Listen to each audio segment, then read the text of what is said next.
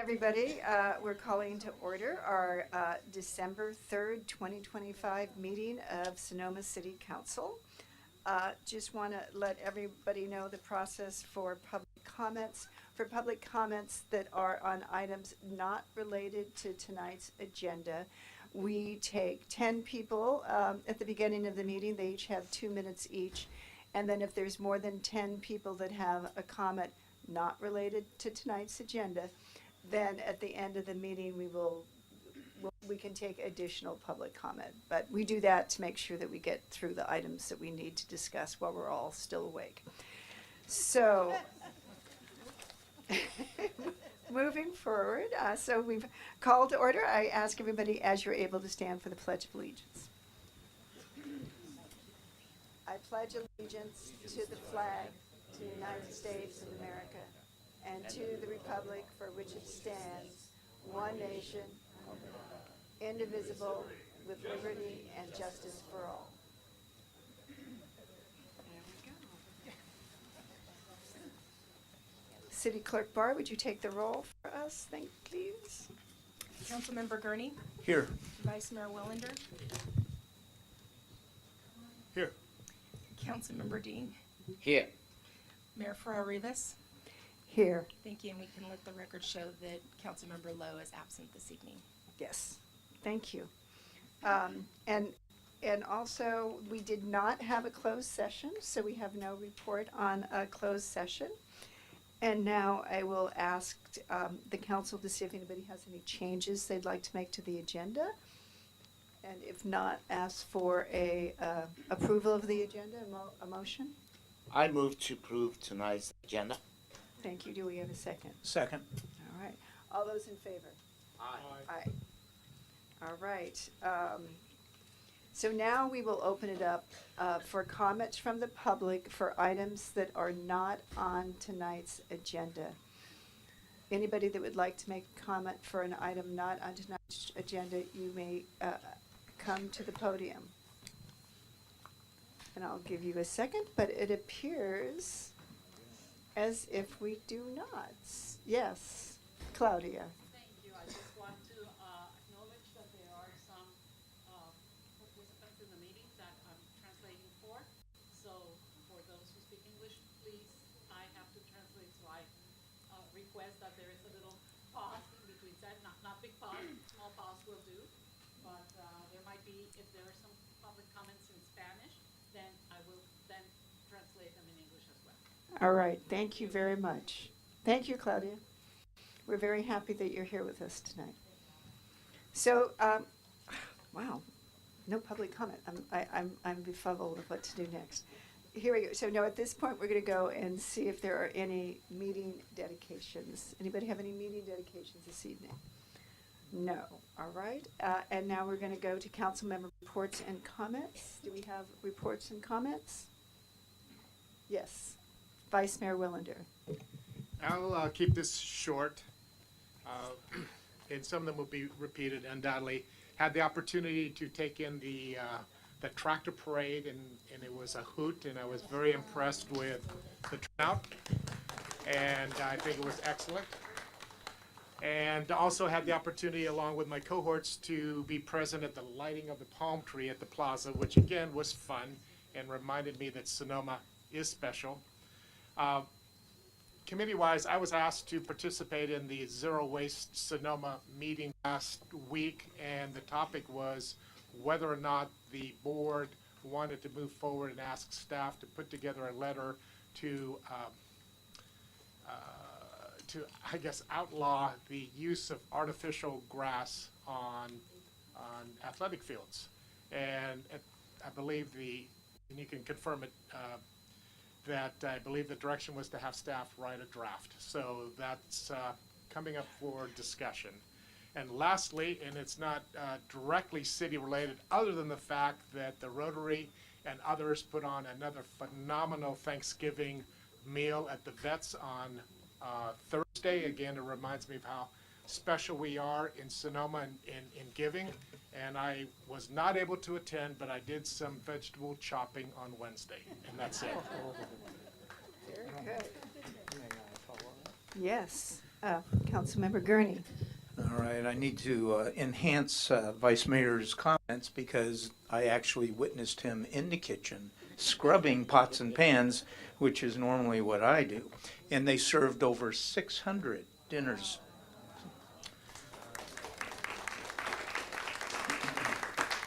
And additionally, everybody that's up here this evening, I'll just attended the community breakfast for the Chamber of Commerce this morning. And we received a couple of updates.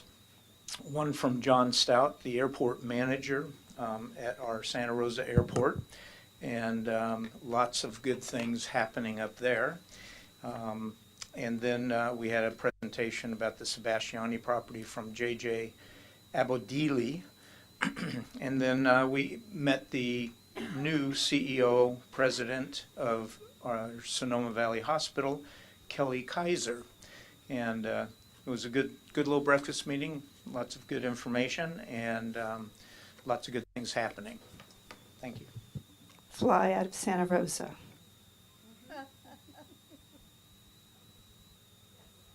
Councilmember Ding. Thank you, Mayor. November 20th, I was attending Zero No Waste Sonoma in the meeting. And the good thing is, Ron Wellander, both of us are the representative. I'm primary, he is the alternative. We work very well. For sure, we don't miss any in the meeting to represent our beautiful Sonoma. The little bit things I want to share with you guys. Zero Waste Sonoma issued a green award, some of the recognition for the great performance for the ecology, Sonoma and the Marine. Yeah, because, as you know, the general manager, current general manager, is Logan Harvey. He used to sitting in the city council and really change a lot of things for our local politics. Right now, he continued to serve our community, but in a different area. Ecology, Sonoma and Marine, that is the largest and the waste treatment facilities in North Bay. And a couple of years ago, they invest $3 or $4 million, updated a lot of the equipment. They have the huge capacities to take care of those kind of waste. But right now, they just only have the one shift. Yeah, possibly they have the 3 shifts. This is number 1. Number 2, and that is the Ron already mentioned, and Zero Waste Sonoma want to pass the ordinance to stop using artificial curve. And the minor concern is because it's water also the issue, because at the beginning, the why we are using artificial curve, that is watering the natural grass. But however, to make it a comparison, natural gas or natural grass and artificial grass, a lot of the environment issues we need to consider, and the cost and the health of these kind of things. So that also this why right now we need to consider this issue, because as the state passed the AB 939, we should have got it to be in compliance, conform with the state and the law. So we unanimously approve and recommended in the staff, the board, and and also in the local task staff, and to do the more research, and then for the next year, it will take 2 or 3 months and send it back to our board to see how we can ban artificial curve. I look at our website. We have program so-called cash for grass program. The maximum is $1,000. This program still isn't available for our the local residents. But I look at and for the artificial curve, if we are using this and we're disabled or we're disqualified for take this credit, I think that is easy for us to carry out the new ordinance for stopping artificial curve. Yeah. That is my report, Mayor. Thank you. Thank you very much. I will be quick because there's several dittos of things that I attended as well as other council members. But I did on November 21st attend a meeting with the Sonoma Index Tribune with our city manager and also Joanne Brown. And Joanne Brown, I think she's on our local library board, and she's also a member of our Sonoma Valley Citizens Advisory Commission. But she was very concerned just about the transitions happening at the Press Democrat and the Index Tribune, with them being purchased by a private company, basically a hedge fund. But we had a great meeting with their editors and their staff. There was 4 people showed up for the meeting as well as the 3 of us. We walked away from the meeting, I think most of us feeling quite good about the situation. One of the statements that were made, and I'll do it in quotes, that it was a statement made that they felt that the paper edition of the Sonoma Index Tribune would not go away within the next 10 years, and that they are really focused on trying to have local stories in the Index Tribune and the Press Democrat. The new editor there, Maria McCain,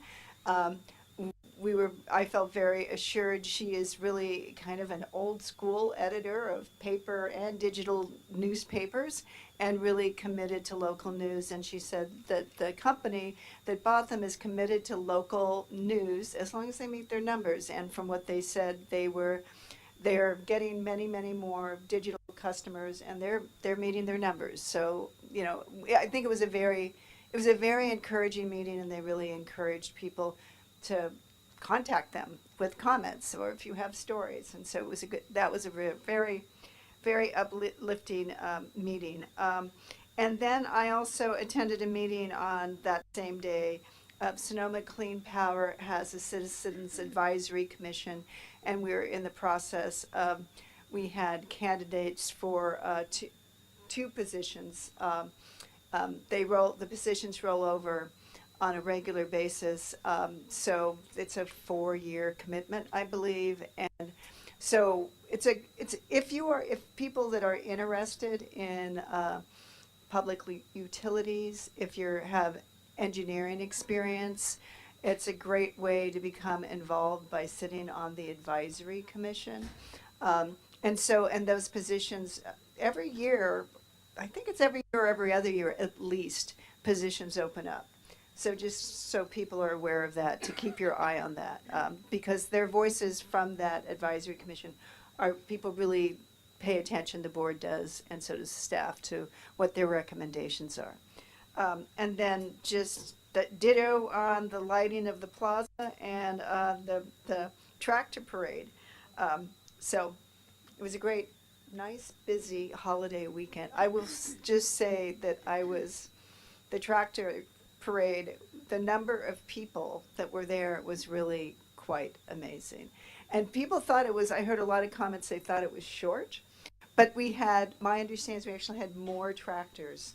This was the largest tractor. This is our only 3rd year, so the 3rd and the largest. So anyway, it's a great event. So moving on. So now I'm going to move and see if we have any comments or updates from our city manager, David Kewen. Great, thank you, Mayor. And I'll add on to that. Thank you to the staff, the nonprofit groups, and the public for helping make both the tree lighting and the tractor parade so successful this year. But it's not done yet. We still have more events, holiday events coming. On this Friday, December 5th, that's on the plaza, we'll have Santa. We'll be coming to the plaza. And then following, right after Santa's done, there'll be hula for the holidays at the amphitheater. So you can stick around for that. And then on Saturday, we'll have the Sonoma Hometown Band Holiday Show at the amphitheater. So a lot more to come, a lot more holiday events, and hopefully you can enjoy some of that. Another update, the 2026 Alcalde nominations are open. So if you are interested in nominating somebody for the 2026 Alcalde, you can visit our website, sonomacity.org. The deadline is 5 p.m. on January 7th. And those nominations come to me. There's information on the website on how you can send those to the city. On tomorrow, actually December 4th, is the Sonoma Art Walk, first Thursday. So we had great success last month, and looking to see people out there again. And then a news release just went out that we are excited to announce that the City and the Cultural Fine Arts Commission has selected Ada Limon as the City of Sonoma's 2026 Treasured Artist of the Year. So we're very excited to acknowledge her and going to see her, how we're going to acknowledge her throughout the year in 2026. And finally, just because I'm here, I'm going to give a shout out to my stepdaughter Diana, who's celebrating her 17th birthday right now and tonight, and I'm sure she's watching like all 17-year-olds, so happy birthday. And that's all I have. Yeah, and now we'll move on to see if our city attorney, David Ruderman, has any birthday announcements. No birthday announcements this evening, thank you. And so no other announcements either. Okay, good. Okay, that's good. All right, so now we're going to move on to the consent calendar. Do we have any questions or anybody that would like to pull an item from the consent calendar? No, we don't. We're moving right along tonight, so now we're going to move to item 9, our regular calendar. Oh, public comment, sorry. Public comment and a vote. Public comment on the consent calendar.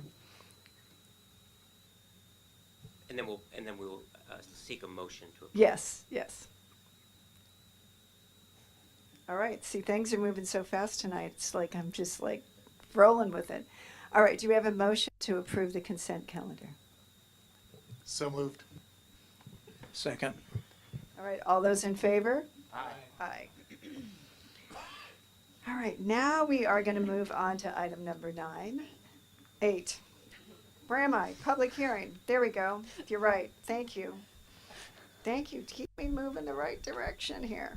And so what we're going to do as a public hearing is in regards to adopting an ordinance repealing Chapter 14.10 of the Sonoma Municipal Code and reenacting a new chapter, 14.10, adopting new administrative provisions and adopting by reference parts 1 through 12 of the 2025 California Building Standards Code and local amendments. This is something that we have to conduct a hearing on every year, so I will hand it over every 2 years. 3. Every 3 years. All right, maybe we should do it every year. No, here we go. Back to Jennifer. Jennifer Gates, our Community Development Director, is going to present this item. All right, thank you, Mayor and City Council members.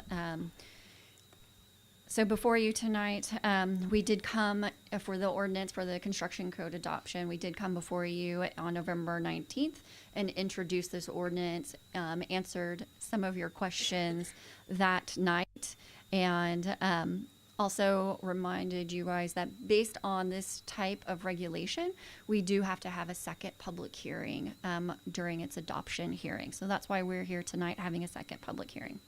So the proposed ordinances include all the previously included amendments, unless the state code matched our prior amendments, and as well as a few additional amendments that were permitted under the AB 130. So if you remember, AB 130 limited our ability to modify the state-approved building code to increase any kind of restrictions that would impact residential, specifically residential development.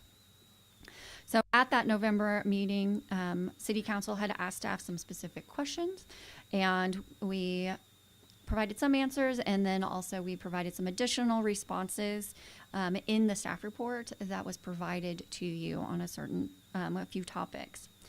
So as a reminder, again, we do need to have a public hearing. So with that, staff is recommending to open the public hearing and also to adopt the proposed ordinance and read the title in its entirety.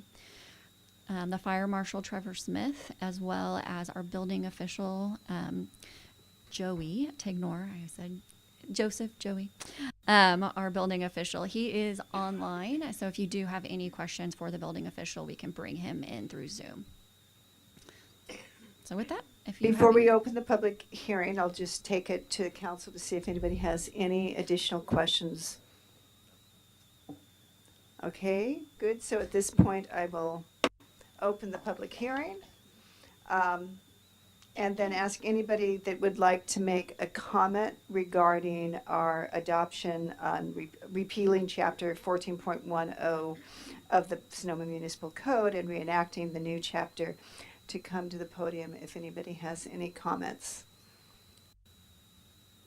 All right, give them just, yep, nobody is approaching.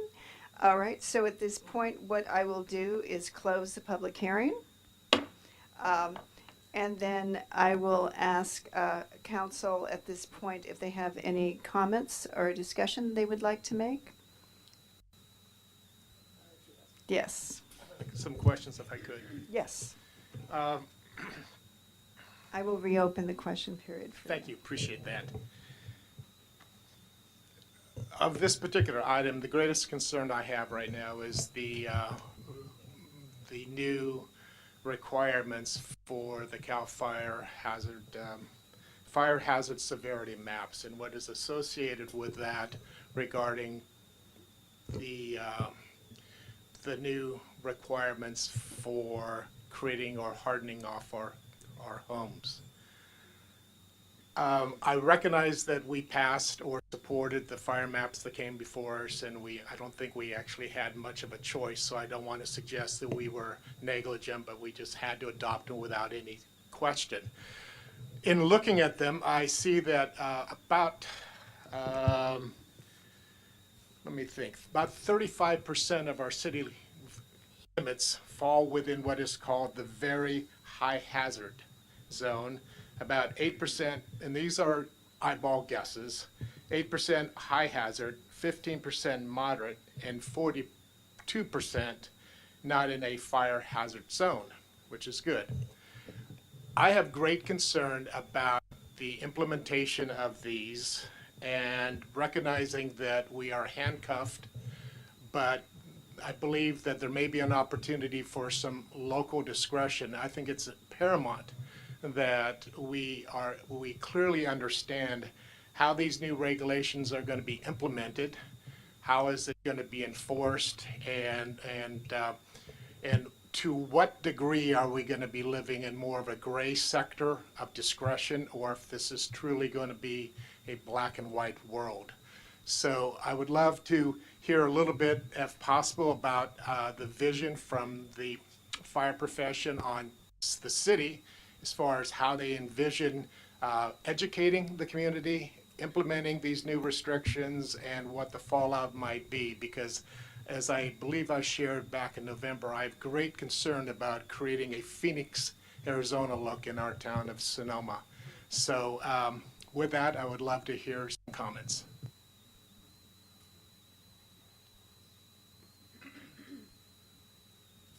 Good evening, everyone. Mayor, Council, Vice Mayor Wellander. So today, the issue at hand, or what we're bringing for the ordinance is our local amendments to the new state laws.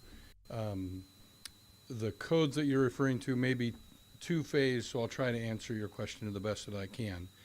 One of the building standards is the WUI code, or Wildland Urban Interface Code, and that does have some correlation to the fire hazard severity zone maps. We're not amending that or changing that in any way. We're just taking the state law that they gave to us. We have the choice to make it more restrictive. We've opted to make no changes to that from the fire department. How the maps come into play in relation to the Wildland Urban Interface Code is for new construction. Homes in the very high, and this may be a question for the building official too, because that office regulates the construction standards. So if I speak out of turn, I hope that Mr. Tigner will correct me. But in the very high and potentially the high fire hazard severity zone. New construction would have to comply with what we used to call Chapter 7A in the building code, but now it's the WUI code standards. Things like Class A non-combustible roofs, non-combustible siding, closed soffits, these types of things that prevent a home from igniting. I would say for the most part, new construction in our community has done all those things on their own. So I don't think it's going to pose a big change. Now, the question I can't answer in relation to that is what is the trigger for remodels and new additions? And what I believe it to be is if you replace your roof and you're in one of those fire hazard severity zones, you replace it with the new Class A roof. Now, there is a pointer in that law that talks about vegetation management, and I think that's what you're getting at. For new construction and existing construction, we can, as the fire department, apply what's called Public Resource Code 4291, which is a set of regulations that have been in existence for, and don't quote me, but many, many years. And they were designed to protect the wildland environment from catching on fire when I catch my house on fire. So they were designed with these 30 feet and 100 feet of defensible space. We're already enforcing those standards in the city, so you should see no change in the environment. Now, if a new housing development was to go in, we would ask that they plant accordingly, but not drastic changes. Now, there is new regulations that's not related in any way to tonight's discussion on the building standards, but the state of California, Governor Newsom, by legislative action, wants to create something called Zone 0, or the non-combustible zone around a house. 4291, the law I mentioned, that will go into effect within the city limits in those high and very high areas, only talks about the first 30 feet and then 100 feet, or to your property line. You don't go to your neighbors and do yard work for them, so don't be scared about that. This new regulation that potentially comes out in January would again be for new construction, and then they say retroactively in 3 years we could enforce it throughout the totality of the area. Like you and many of the people in this room, we don't want to change the environment of Sonoma. We want it to be the way it is, but we do want homeowners to be safe. The flat lands of Sonoma are not our concern from a wildfire perspective. We're going to focus our areas on those true urban interface zones where homes are adjacent to or within the slopes of the mountains. That's primarily where our focus is going to be. I can't speak for the insurance industry and how they're going to choose to regulate who they provide insurance to, but from our standpoint, we want to focus on the most hazardous areas within our communities. And in our fire district, there's very little of that within the city limits of Sonoma. And I hope I answered your question. Yes, you did, and thank you very much. So, something that will be of interest at some point when it is fleshed out will be what I call that spring point of compliance relative to a dollar volume of remodeling or whatever. I will be interested in that. And the idea that we're kind of having an ease-in period, the 3-year retrofit type, or that, I love that idea.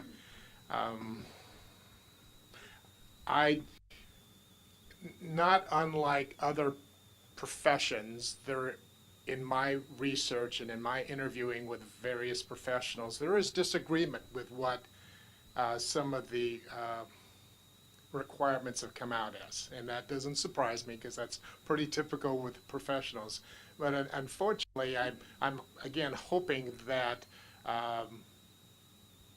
that there will be some discretion placed upon some considerations, such as the ground plane, and such as again, this is dear to me in terms of as a landscape architect. That is just the sheer concept of what appropriate planting is. And I won't repeat my thoughts about the current landscape at the fire station, but I'm just saying that it's something that if we really want to get community buy-in on what I call the critical areas, which would be zone 0 or what have you, I think we need to, again, want to be smart, but in my opinion, not be too draconian on that. So anyway, my last comment, and it'll be something for discussion between you and staff, and that is, I think at some point it won't hurt to have a community meeting where the whole focus is on what this hardening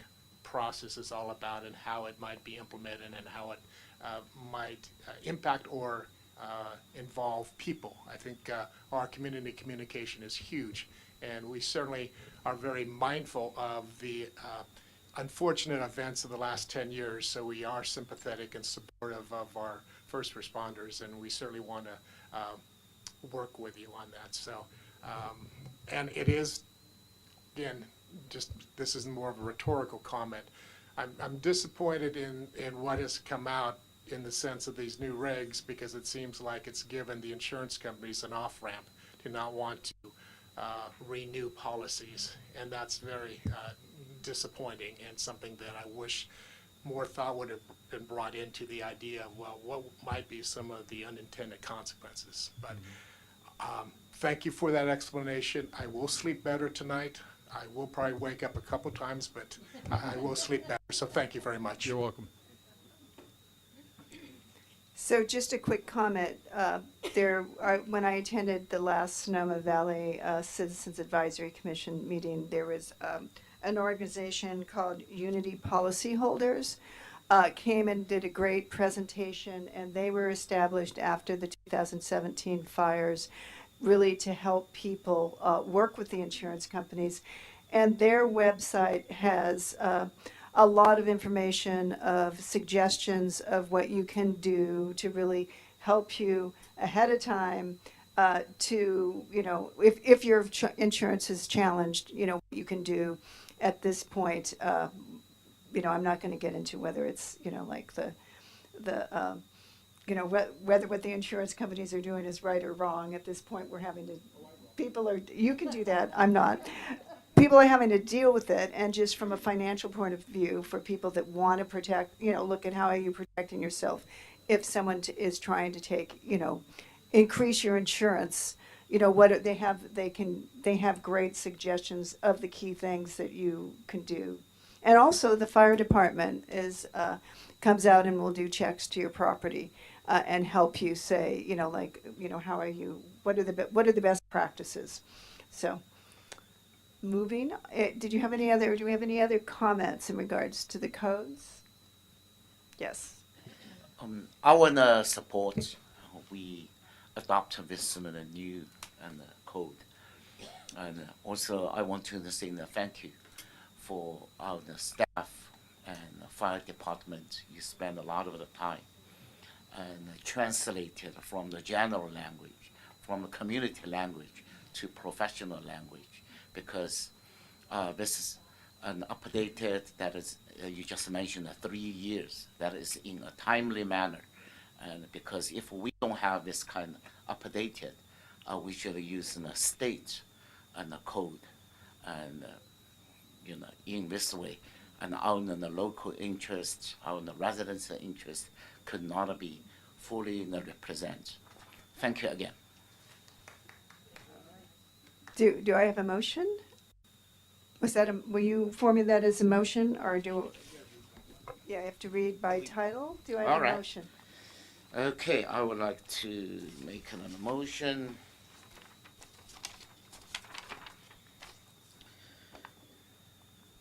Okay. City Council to adopt an ordinance repealing the chapter 14.10 of the Sonoma Municipal Code and enacting the new chapter 14.10, adopting the new administrative provisions and adopting by references Part 1 through the 12 of the 2025 California Building Standards Code and the local amendments. Thank you. Do I have a second? I'll second. Thank you. Could you take, please, a roll call for this? Councilmember Gurney, Yes. Vice Mayor Wellander, Yes. Councilmember Dean, Aye. Mayor Farrar-Rivas? Aye. Thank you. The motion carries unanimously with one council member absent. Thank you. Now we're going to move on to number 9. And we have Jennifer with us again. Thank you, Jennifer, for being here. You really help us understand some of these things that can become quite complex. So we're moving into 9.1, and this is a study session. Just to be clear what we're here tonight. We're not here tonight to make decisions. We're still in the study session portion of addressing the issue of options for mobile home park closures and conversions under the City of Sonoma Municipal Code and recent legislative changes under AB 2782 and SB 610. And so tonight is for us to gather more information, give direction to the staff, and then in early next year, we will be bringing back a final recommendation of the language that we would want to adopt, and then at that time, we'll have another meeting to discuss that and to finalize or not finalize. There we go. Madam Mayor, Yes. if I may, just for the benefit of the public, Yes. because Councilmember Lowe yes. is absent today, she did ask that we inform the public that she's going to be recusing herself from the mobile home park conversion and closure ordinance discussion because her personal residence is located within 500 feet of a mobile home park. So she will not be involved in any decision-making related to this matter. Thank you. Thank you. All right, moving forward. Thank you. So Jennifer Gates, Director Community, Gates. yes, Community Development Director. Thank you, Mayor and City Council. So on November the 5th, 2025 this year, the City Council held a first study session to discuss the legal and the procedural requirements for the mobile home park closures and conversions under our current municipal code and also legislative changes under AB 2782 and SB 610. At that meeting, staff provided the requirements that are under our code, as well as our existing closure and conversion process, as well as the updates needed to comply with state law.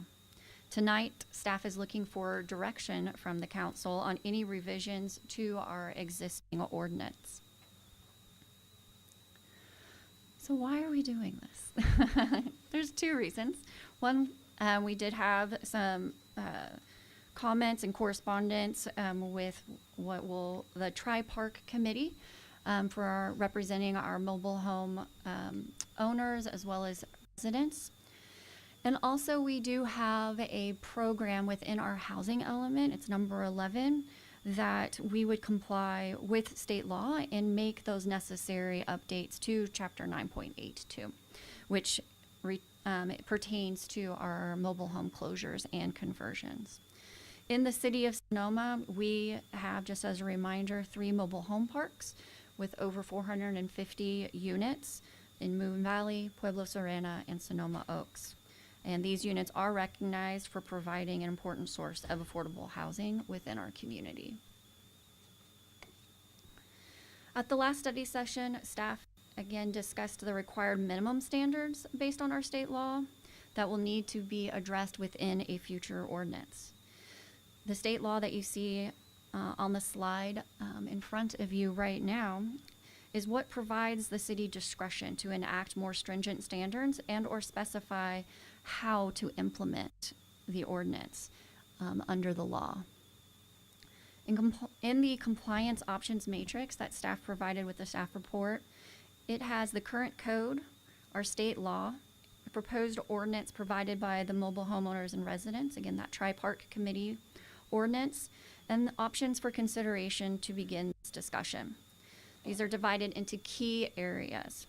These main topic areas were replicated in the jurisdictions examples matrix that was also attached to the staff report, where staff summarized processes and standards for comparison purposes. So I will go through these key areas and some policy options for your consideration tonight. Then after public comment, staff will revisit these slides to discuss these key questions again. So the first question before you is really more of a general topic area. So as we know, the mandatory relocation impact report is something that's already in our existing code. So any person that is applying for a change of use or to close or cease operations of a mobile home park must file this report with the city manager. The Tri-Part Committee ordinance contains more specificity regarding what is required in this report and also within a relocation plan. The example ordinances provide a range of level of specificity, while the city is more general in some instances. Staff did not go into each difference, but is requesting policy direction on the level of specificity desired by council, what is contained in that report. The next topic is in regards to the notification and timeline. Staff is looking for direction on if the city should have additional noticing and or extended periods of time, who at the city will take the lead in processing an application, and if a permit should expire. Based on state law, the city will be updating the current requirement that the mobile home owners and residents receive the report at least 60 days before the hearing. The city can increase this period of time or modify any other deadlines and noticing periods, including if a noticing must be sent to mobile home owners before an application is submitted. The jurisdiction examples and the Tri-Part Committee ordinance provide a variety of noticing timelines for pre-application or before a public hearing, as well as post-hearing. Currently, the city manager is responsible for implementing the application review process. However, most jurisdictions do identify the planning or community development director as the lead to process these applications. In addition, most jurisdictions have a period of time for the permit to be executed before expiring in an extension procedure to extend that permit. The city currently does not have a standard period for this execution of this type of approval. However, we do have a standard period for development permits in Sonoma of 2 years. So the next topic is in regards to relocation and payments. The state law states that a replacement and relocation plan that adequately mitigates the impact upon the ability of the displaced residents to find adequate housing in a mobile home park is to be provided within the report. Some jurisdictions provide more detail on what is to be included in that relocation plan and provided as part of the report. The city's ordinance just states that one will be provided with a timetable. Some jurisdictions and the Sonoma Tri-Part Committee ordinance require the owner to pay for a housing specialist to help prepare this relocation plan, as well as to assist the homeowners and residents in relocating. To assist park residents with relocation, the city currently requires that the report include a list of potential housing specialists. In the city's ordinance, there's also a section that discusses potential relocation assistance that are payment-based assistance. There is no direction as to when this assistance would be paid. There is also no specific assistance geared towards assisting low-income and or disabled households, which some jurisdictions have included. Another aspect of the Tri-Part Committee ordinance proposes that comparable parks to be identified up to a distance of 20 miles, or in Sonoma or Napa counties, and of similar Cal EPA's Cal Enviro Screen score. This is a map, a GIS map that is available online and that provides this score. Currently, the city's code states comparable parks are only those in Sonoma County. So staff is looking for direction on the level of specificity to include in a relocation, as well as some of the details that identified on this slide.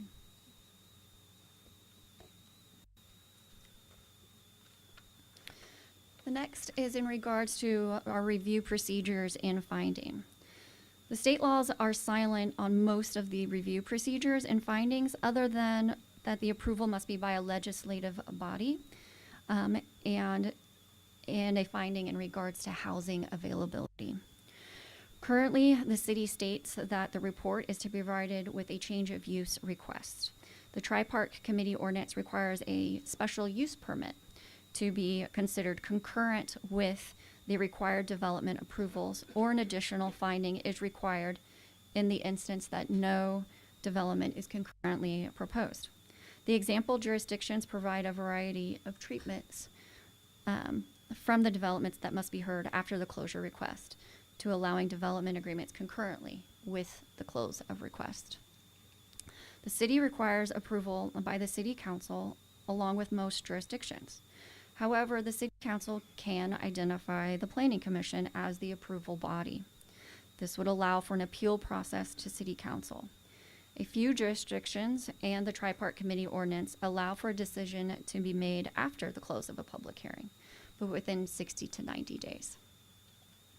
The city's current wording is that conditions may be necessary to mitigate any impacts identified when making their findings. The Tri-Park Committee ordinance requires conditions to mitigate, while other example ordinances state findings should include conditions necessary to mitigate. Another question before us is how to involve mobile home owners and residents within the process beyond our standard noticing and public hearing. We will talk more about public outreach on another slide. The next one is in regards to consistency findings related to housing availability. The state law requires that a finding shall be made as to whether a closure will result in or materially contribute to a shortage of housing opportunities and choices for low and moderate income households. The Tri-Park Committee ordinance proposes a finding that the closure will not reduce affordable housing stock to the extent that the closure or conversion would be inconsistent with the housing element. So a very specific finding. Another topic is in regards to the right of first refusal or the ability to purchase in a future development. The city currently requires the council to make a finding regarding if a right of first refusal is provided to mobile home park owners and residents. However, the code does not specify if the report or the relocation plan, what information needs to be submitted with those to make that finding. Only one other jurisdiction included the right of first refusal, and they inserted that section as part of their relocation assistance option. Public outreach is another topic that we wanted to touch on. Currently, the city only has our standard public outreach, which is connected to the public hearing itself. In the report, information on each mobile home, its owner, and its occupants is to be provided. Most of the example jurisdictions that were provided and the Tri-Park Committee ordinance require questionnaires be completed by the mobile home owners and occupants for their households and provided with the report to support that information that's collected. This could be an option for the city. In addition, the Tri-Park Committee ordinance proposes to require a community meeting to be held by the applicant at least 30 days before the public hearing and attended by city staff. Staff is looking for the direction on what types of additional public outreach is preferred, if any, beyond the public hearing.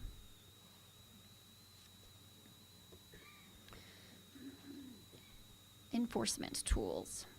So the city currently requires a written agreement to ensure compliance, but it is not required to be recorded, nor does the ordinance clearly state when compliance needs to be completed by. It would be on a case-by-case basis within the agreement, such as before the issuance of a building permit.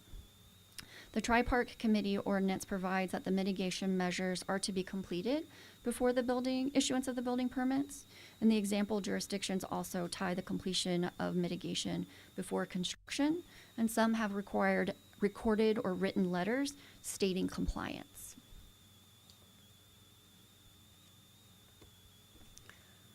Reconsideration is another component potential in our ordinance.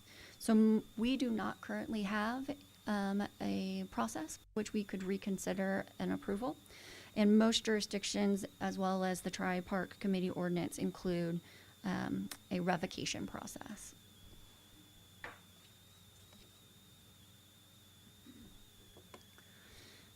And lastly, other. State law states that if a mobile home park owner is going through a bankruptcy, that it is exempt from preparation of the report and a relocation plan. The Tri-Part Committee ordinance and a couple example ordinances allow for an exemption from relocation assistance based on reasonable use or economic value. Staff wants to know if this council is interested in providing this option as well. And as noted previously, if the city does not require concurrent processing of a development project, or if the park doesn't have a plan at that time for redevelopment, the Tri-Part Committee ordinance does propose an additional finding be made. So that is my different topic areas. I don't think we went over the valuation and appraisal topic. So on evaluation, it would be, sorry, where'd it go? Did I miss a slide? Okay, thanks. Thank you.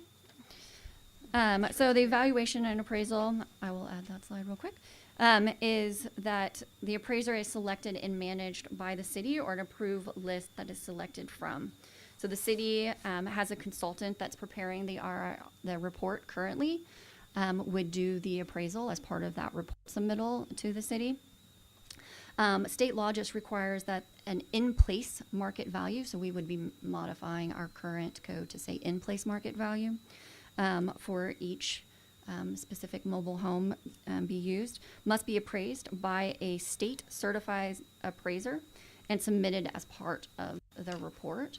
And so the question for you is specifically related to whether or not we would, as a city, hire that appraiser or just provide a list to be selected from so that that appraisal can be provided. And then also, lastly, the other part of that question is in regards to the Tri-Part Committee ordinance that was submitted. It does recommend in that ordinance that the appraisal do include the actual mobile home park itself, and 3 different types of appraisals be done for the park. 2 of the 4 example jurisdictions did require this as part of their submittal with a report. All right, thank you very much. Very helpful how this is organized for us to be able to go through all of these items. And I will add that slide really quick after you ask questions. So I'm gonna, at first, we're gonna have, if there's any additional questions from the council before we go to public comment. Many questions. I really don't know how I can start it. Yeah, but anyway,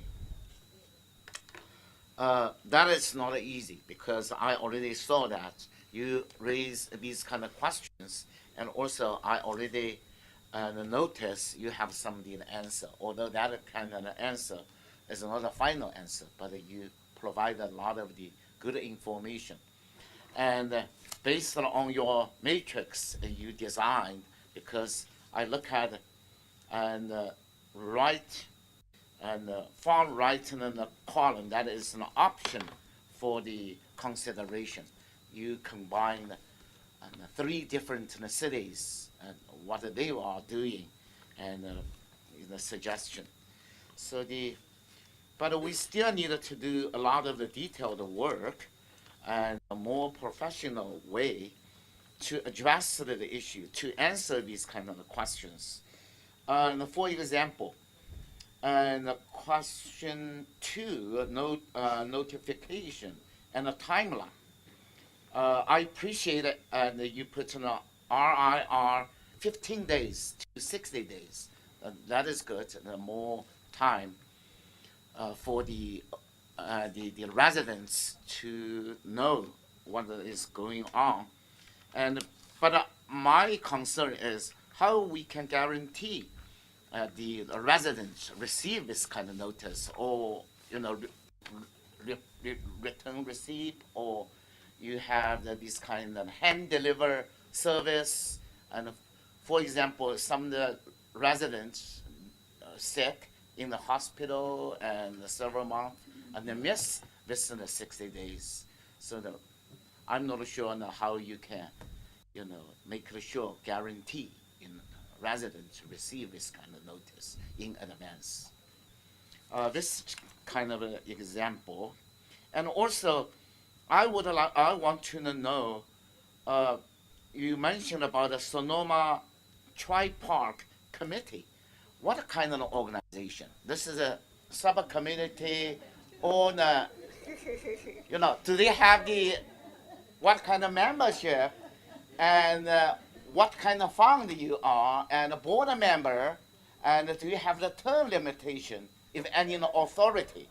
Yeah, so how you work with because it looks like it's not in a subcommittee of the planning commission and on ad hoc. So now how we can work and what kind of relationship between this committee and HOA.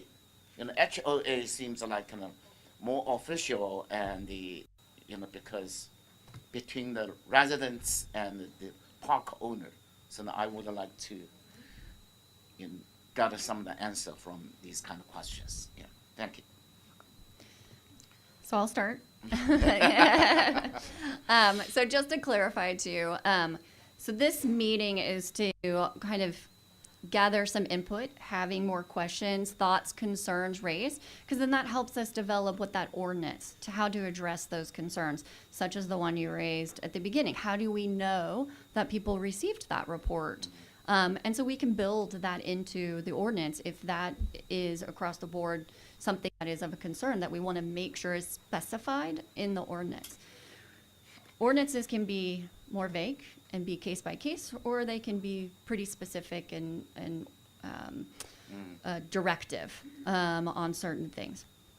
That's why we're asking you today for some policy direction. We'll go through each one, take in, what those different aspects are that you're concerned about or want to understand better about the differences, maybe other communities or that was proposed. So I will let the Tri-Park Committee say who they are. They're representative of the different parks. And they have come together and they hired an attorney, and that attorney provided that what I'm calling the Tri-Park Committee ordinance. So that's what that is based on. So that they provided that with their comment letter. And so what I was doing under the options for consideration is saying, here's our code, here's the law, here was the ordinance from the comment letter, and what are those policy considerations that you have that are not, prescribed by the law? That was the goal of the options.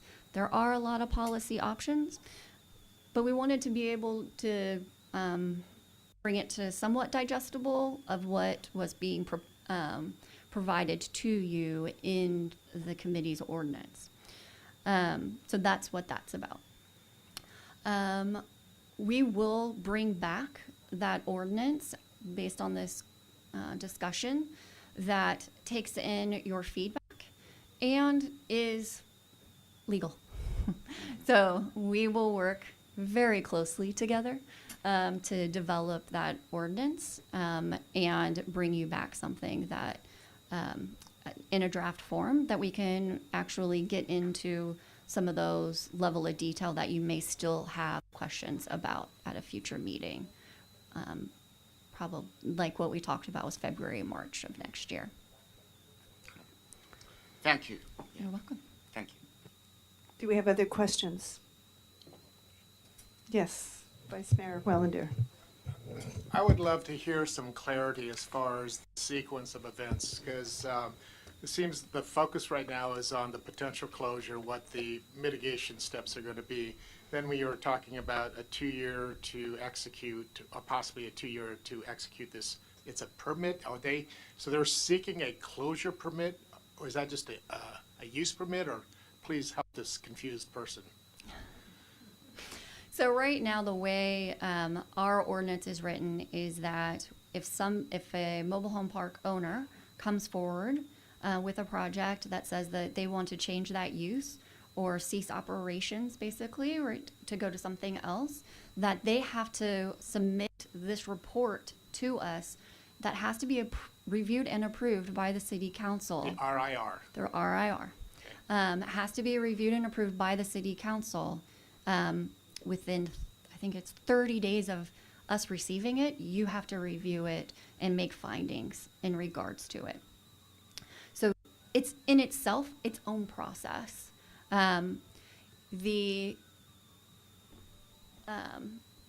Doesn't necessarily say that it has to be heard concurrently with that proposed change. In our city, our mobile home parks are zoned mobile home. That's the use, that's the density, that's also in our general plan. It's mobile home.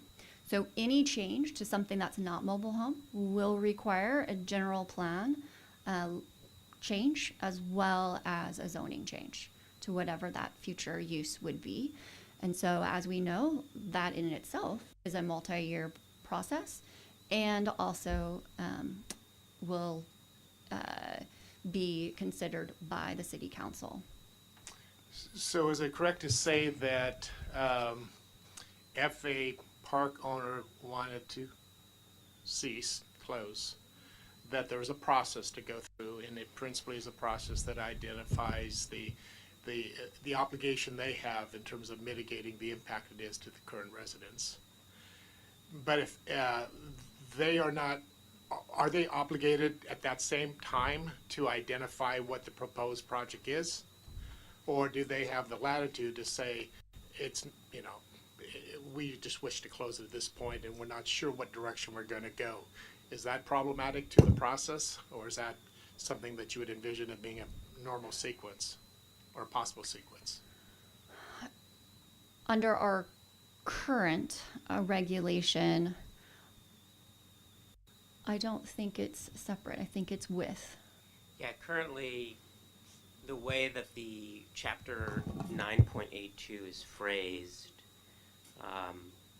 it requires the impact report when any person files an application for a general plan amendment, a rezoning of land, or approval of a conditional use permit, or other application for the purpose of converting a mobile home park. The one exception is if there is a closure based on the vacancy rate within the park, right? So there's a threshold if it's like 75% vacant, or maybe 25% vacant, can't remember the number, that triggers a de facto closure, and that would require The report to be filed. Yeah, the application to be filed for the closure. So it does contemplate both, but it only contemplates this process without a corresponding zoning and general plan application in the case of a de facto closure based on occupancy levels. And that'll be one of our discussions tonight as to whether or not we believe that that should be happening concurrently or if it can happen separately. Yes. I mean, the other thing that I would just say is that it would probably be very difficult to make the findings for a closure if there wasn't a concurrent application. So they don't have the right, and I'm just speculating, they don't have the right to just simply say, I wish it's not working, I wish to close the park. Assuming that they then follow through all these legal obligations. I'm just telling you what's in our code right now. Okay. Well, what I was trying to say is, this face still looks confused, because it's confused, so we can go on. It's confusing. I mean, there's a number of different processes that kind of come together and cross over. It's Yeah. lacking a level of clarity Yeah. in certain things that, hence the confusion. So if we get an application, which as we all know, the application could take multiple years to process, but it says that once I get an application, I need to submit a report And then once I get that report, I have to give it to you in 30 days for you to make findings. So in my world, that's not concurrent.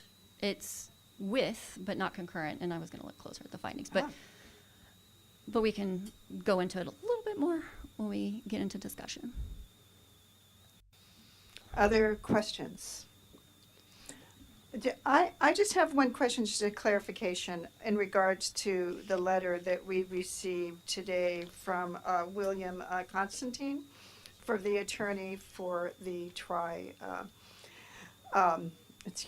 the okay, I have to get their name right, for the Mobile Home Owners Association in the city of Sonoma, the Tri-Home Association. The question I have is, and the letter referred to a number of different code sections, state code sections, and the concern was that those code requirements did not appear on our matrix.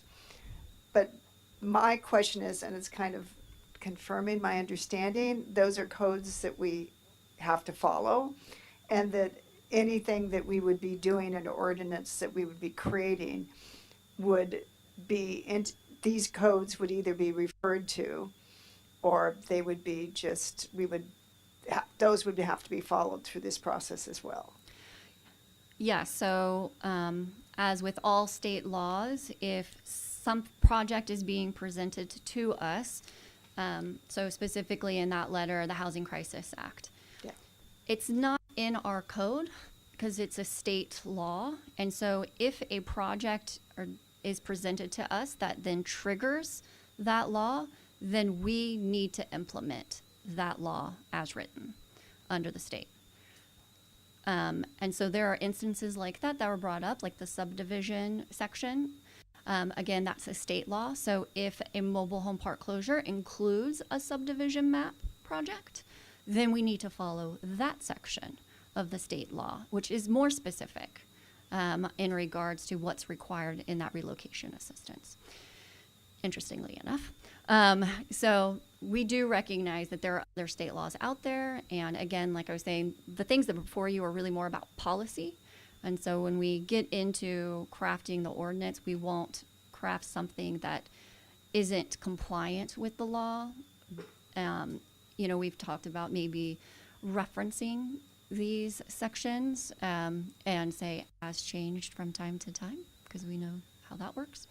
But yes, no, we're looking at it and we'll look closer, but yes. That's very helpful, just so that I think that the referencing often is very helpful, but I recognize those change, and keeping track of all that can be difficult as those things change. So you have another question, Councilmember Dean? Yes. Also, I would like to verify that is California the Housing Crisis Act, if any extension from the current year to 2030. So that means some of the item mandatory is not recommended.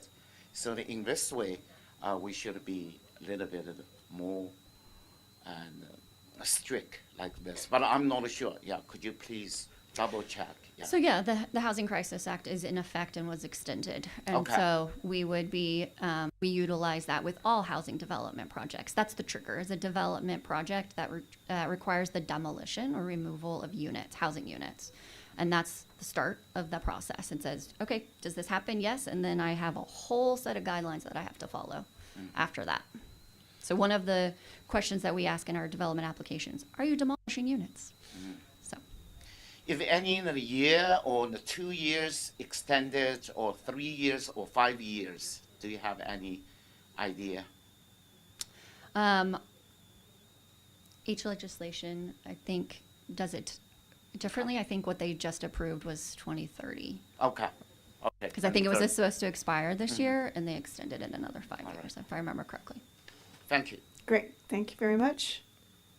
Right, if we don't have any other questions, I'm going to ask now, and one of the things I just want to say, when we go through, we have 10 sections here to go through. After public comment, when we go through those sections, we'll also have more time to kind of dive into each section so that we're clear about what's being asked of us and what, so, because tonight is for us giving direction. We're not going to be wordsmithing. So just to be clear about that, to give general direction from the council of how we would like the key issues to be addressed in the final ordinance. All right, so now I'm going to open it for public comment. And everybody will, each person, since I'm assuming we will have a lot, will have 2 minutes each. Hi, before you start the clock, I would just like to ask you to recognize the people who are here in this room tonight. Please raise your hand if you live in a mobile home park in the city of Sonoma. So I don't know, can somebody count for us? But anyway, please let the record show the room is full of support for our proposal. And The thank you all tri-park- for being here The tonight. tri-park proposal. Thank you, the tri-park. Okay, so now you could start my clock. Thank you. Hi, my name is Ann Colachitas. I live at 14 Hacienda Pueblo Serena, our beautiful park. Tonight, I will speak on the RIR, the Relocation Impact Report, and going forward, I'll just refer to it as the report. The report, as proposed by the Tri-Part Committee, provides a high level of specificity, including requirements for full homeowner questionnaires, financial data, independent appraisals, verified comparable park lists, mobile home valuations, and a housing element consistency review, and a replacement and relocation plan prepared by the city-selected consultant. These components are all essential. Household questionnaires and financial data tell the city exactly who is at risk: seniors, working families, disabled residents, fixed income households, and whether mitigation efforts are realistic or successful relocations even possible. Independent appraisals and verified comparable parks are what allows the city to determine actual market conditions, avoiding hypothetical relocation options that don't exist. And the housing element review ensures the city cannot approve a closure that undermines its state-mandated affordable housing preservation goals. Requiring the replacement and relocation plan to be prepared by a consultant chosen by the city and paid for by the applicant ensures independence and public trust. This is how Sonoma crafts a strong, data-driven report which protects the city and preserves the affordable housing that keeps our community livable.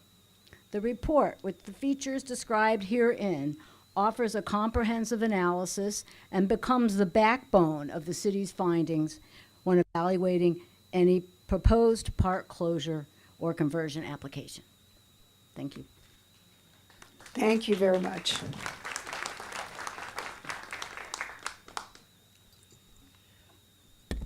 Good evening, council, staff. I'm Bonnie Joy Coslan, President, Moon Valley Homeowners Association. In the November 24th letter from Lathrop GPM's legal counsel to the city of Sonoma, he states that there are no threats of park closure now in Sonoma. Agreed. There are no closures, no threats until there are. No urgency until it is too late. FYI, since 2015, 41 mobile home parks in California have been closed. 2 years ago, the Tri-Park Committee began raising funds from our own pockets to secure expert legal counsel to bring forth an ordinance designed for the city of Sonoma and park homeowners that provides a comprehensive list of provisions designed to protect your constituents, us. In relationship to this subject, I want to specifically address... I'm going to ask you so that for our interpreter, you can slow down a little bit, and then if you need a few extra, because I know you've timed this, a few extra seconds, we'll let you have it. Notification and timeline, page 68. Summarized, the current Sonoma Code gives 15 days before the hearing to present homeowners with an RIR. The city can extend to 60 days, and as stated, the Tri-Park Ordinance provides 3 more valuable provisions.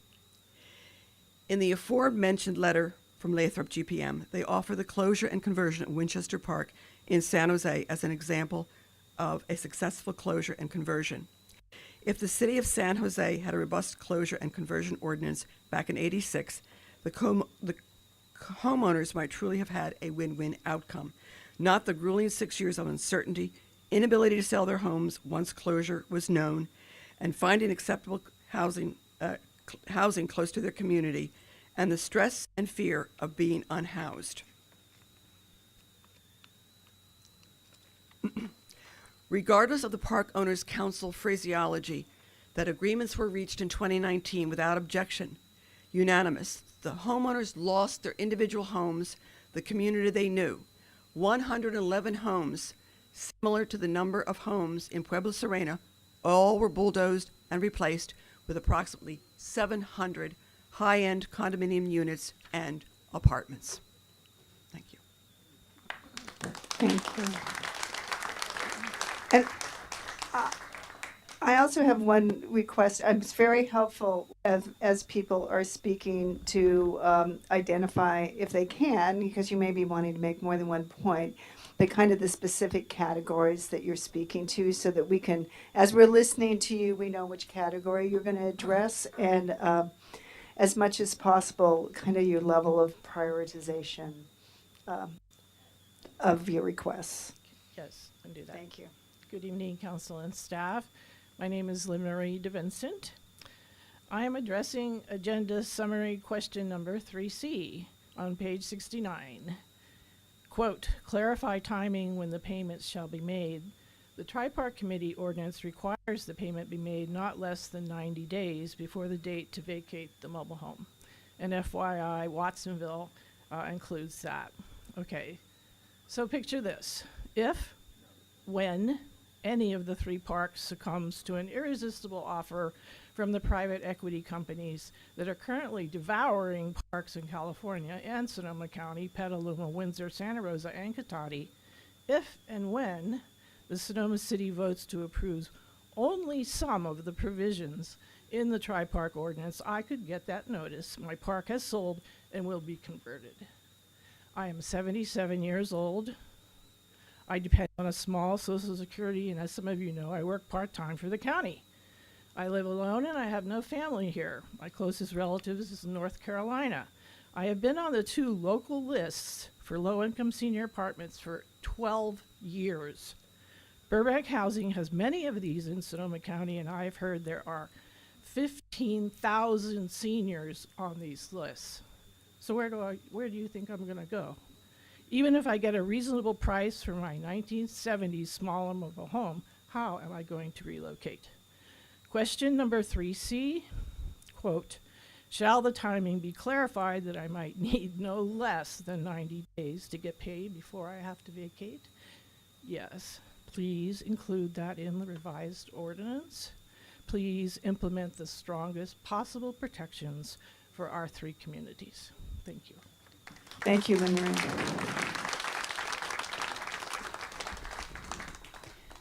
Good evening, Council. I'm Caitlin Cornwall. I'm representing Sonoma Valley Collaborative, and I know you know this, but for any in the audience that don't, Sonoma Valley Collaborative is a cross-sector coalition that tries to address the issues that are beyond any one organization for all of Sonoma Valley, and the issue of housing affordability is one that our coalition has prioritized for the last several years, and our coalition includes residents as well as businesses, nonprofits, the health community, the schools, youth-serving nonprofits, the environment, et cetera. So everyone in our community is concerned about this issue.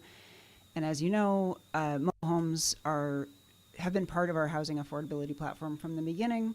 You get a lot of people in here at the City Council asking you to protect their homes, but this population is on a knife's edge.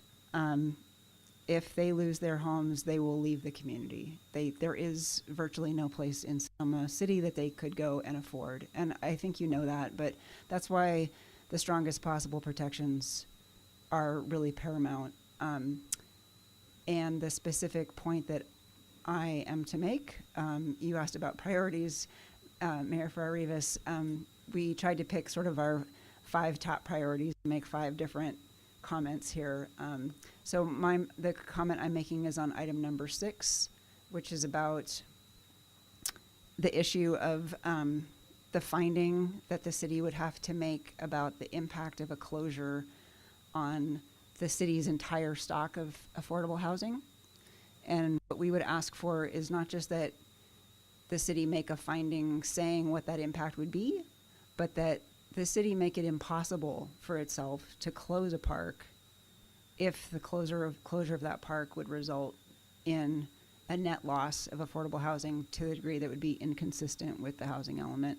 And, you know, theoretically, there's a universe where a park is closed, but the redevelopment plan for it somehow produces more affordable housing. I mean, you know, maybe that happens. So that would be a situation where you could make a finding that it's okay to close the park because the net result will be a net increase in affordable housing. That seems very unlikely, but that's what we would ask, that you not let these parks close if they're going to harm the total stock. Thank you.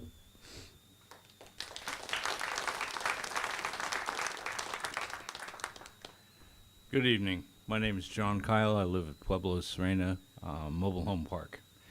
And I'd like to be clear about two things that are central to what we're asking tonight. This is mentioned twice in the decision grid, and it's whether a closure application should be concurrent with a redevelopment plan. Also, I'd like to add that the homeowners should never be able to ask to waive their rights. These are two protections, both essential, and I'd like to put this in human terms rather than legal terms. Folks we know are being told their parks might close unless they accept unaffordable rent increases. They're overcome with fear, the kind that keeps you up at night, wondering where they're supposed to go in a housing market that has simply gone insane. And you can imagine the terror parents experience, being told that they might have to leave a home where they're raising a family and the community where they work, knowing they'll have to move so far away they'll be losing their jobs as well. And the city loses too, because when workers are pushed out, businesses lose staff, neighborhoods lose stability, and we lose the affordable housing that will never be recreated. In Sonoma County, threat of closure is being used as leverage to demand rent increases far below the RSO limits. But when closures can't happen without a real project attached, that threat loses its power and homeowners are protected. And we should never allow for homeowners to sign away their rights. These rights belong to the public as well as the individual. They protect our affordable housing and our citizens. They cannot be bargained away. So, no closure without an actual redevelopment plan, and no waiving of legal rights ever. Both belong in this ordinance. To answer an earlier question, our attorney has submitted a second memo explaining in a lot more detail which state laws back up our positions that we've presented in our ordinance draft. And I'd really appreciate if you guys review it as you look through the options tonight. Thank you very much. Thank you.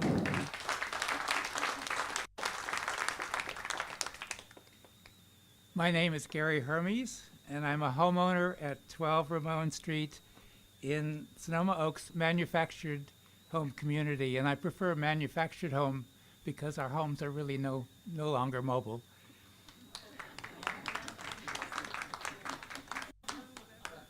The Sonoma Oaks manufactured home community was formerly known as Rancho de Sonoma, and I have lived there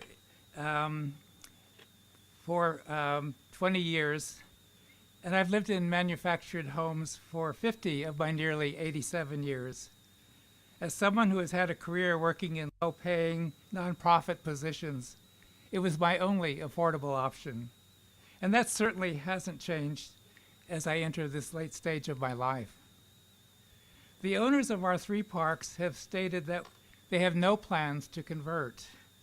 However, ownership can change, as has happened several times in the 20 years I have been living in my current home, with each owner having a different vision for maximizing their investment. Like many other residents in our 3 parks, I am hoping to live out my remaining days in my current home without fear of a forced move this late in life. The state of California has recognized the importance of this protection.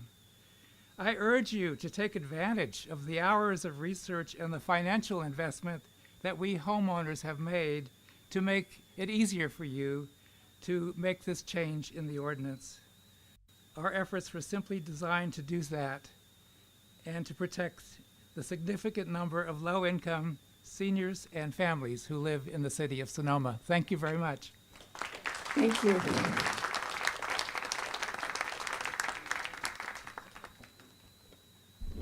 Good evening, Mayor and Council members. My name is Kate Vibey. I'm the Housing Policy Analyst at Legal Aid of Sonoma County. Across California and nationwide, we've seen how quickly the stability of mobile home communities can unravel when they're not adequately protected, and with really devastating impacts on vulnerable residents and affordable housing that they provide. This is why the specific provisions contained within the Tri-Park Ordinance are so important. These proposals align with state law and allow Sonoma to exercise its authority under AB 2782, which grants local jurisdictions to adopt stronger protections that go above and beyond state law and set standards for closures and conversions. I want to just really quickly touch on a concern raised about why now? Why is there a need to strengthen regulations in this moment if there is no active closure, imminent closure? And to offer the framing that that's actually exactly why this is an opportune moment to strengthen these regulations. In recent years, we've seen both locally and nationally corporate investors and private equity firms buy up what once were family-owned parks and in huge numbers. And when we do, we frequently see aggressive and predatory rent increases and often the threat of closure, and sometimes these sort of threats or uses sham closures in order to coerce both residents themselves and local jurisdictions into eroding their regulations. Unfortunately, we see these entities use comparatively weaker standards and ambiguities and loopholes in regulations that exist as strategic opportunities. But jurisdictions that have clear, narrow, and really well-defined pathways around closure specifically are far less appealing targets for these type of entities. That protects residents, and it can help protect the city too against these highly litigious types of actors. So if a proposed closure or conversion does arise, having a framework in place that is highly predictable, very consistent, and defensible puts the city in a far safer position, actually legally. And I also would like to make a specific comment in support of item number 5, which I believe addresses giving residents and their legal representatives equal time as part of a hearing on the closure itself. All right, thank you very much.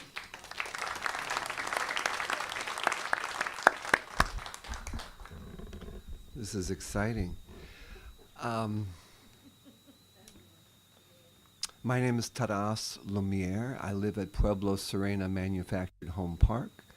I'm here to tell you my personal story. It's a bit sad with a happy ending. It's 2008. I get hit with a cancer that kills most people in a few years. I have to leave work for 8 months. What's commonly called a medical bankruptcy. The following year, 2009, we're deep in the housing recession, and here we are, my wife and I, in Sacramento, living in a gated condominium community in the middle of Sacramento. Our home that had been valued at $425,000 was down about $150,000.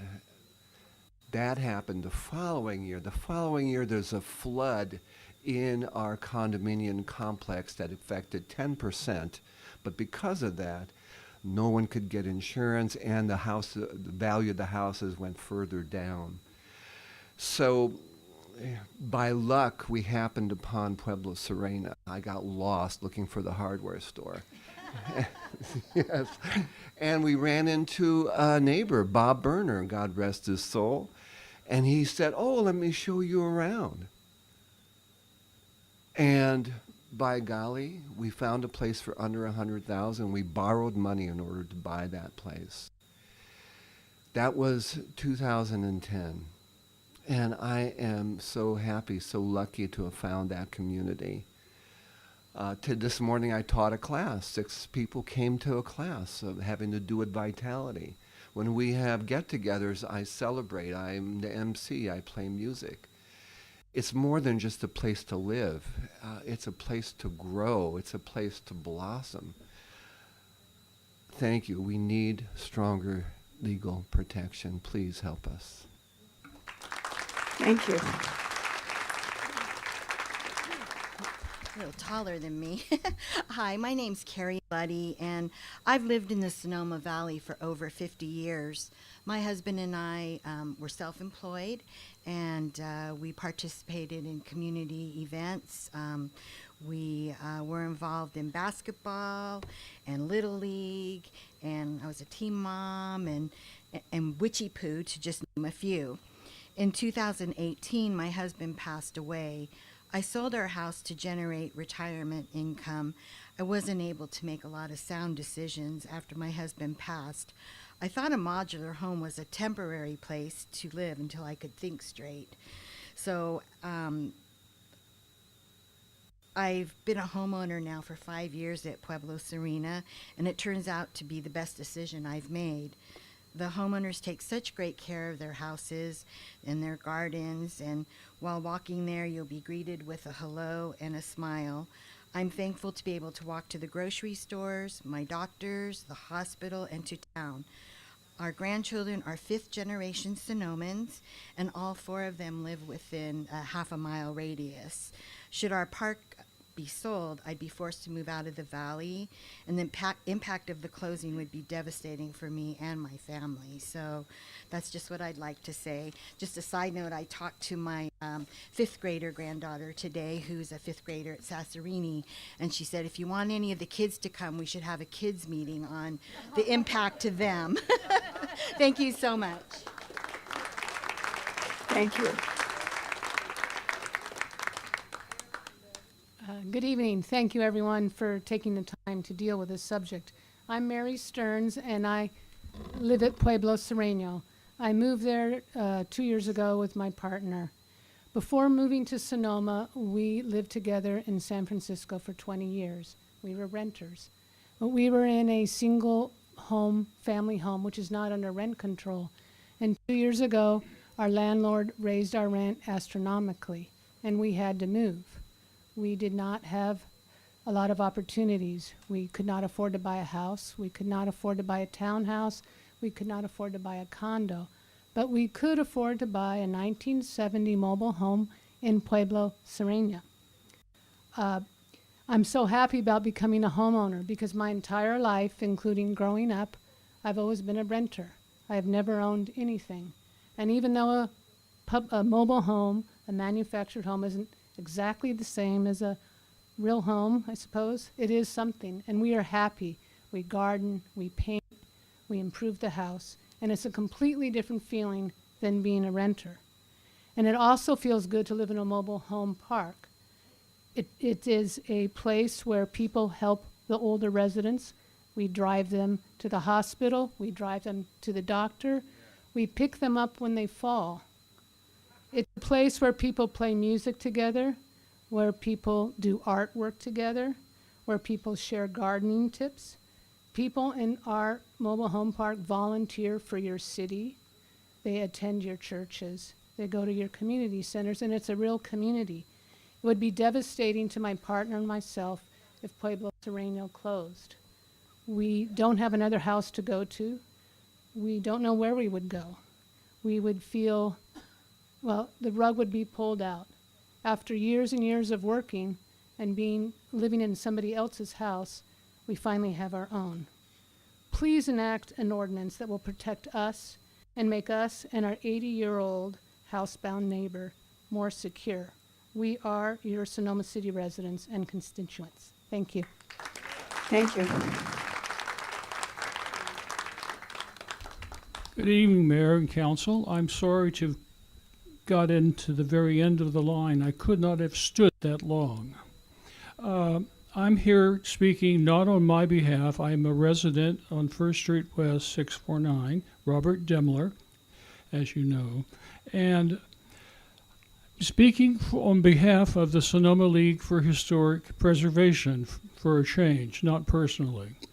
We discussed this issue at our last board meeting, and I'm not here, as I said in a message to all of you, I'm not here to discuss legal aspects or structural aspects, but the human aspect. And in our mission statement, we focus on 3 areas: structures, landscapes, and natural resources. This community issue, this neighborhood issue, is part of landscapes. And we have defined several historic landscapes in Sonoma, more recently actually, to the one around the plaza. We have designated the Railroad District, the Sebastiani Cottages District, the Broadway Corridor District, and those are historic districts. They're not communities, and those people had no say. Those people who live in those districts had really no say in that designation. These people have communities, and I think we probably should add a 4th focus in our mission statement of the human aspect of living in our town, our wonderful town. And whatever you do, please provide as much protection for these folks as you can. Okay, that's finished for the Sonoma League. I have one quick thing to say on a personal basis. The city recently established a precedent by investing in a local developer for some affordable housing.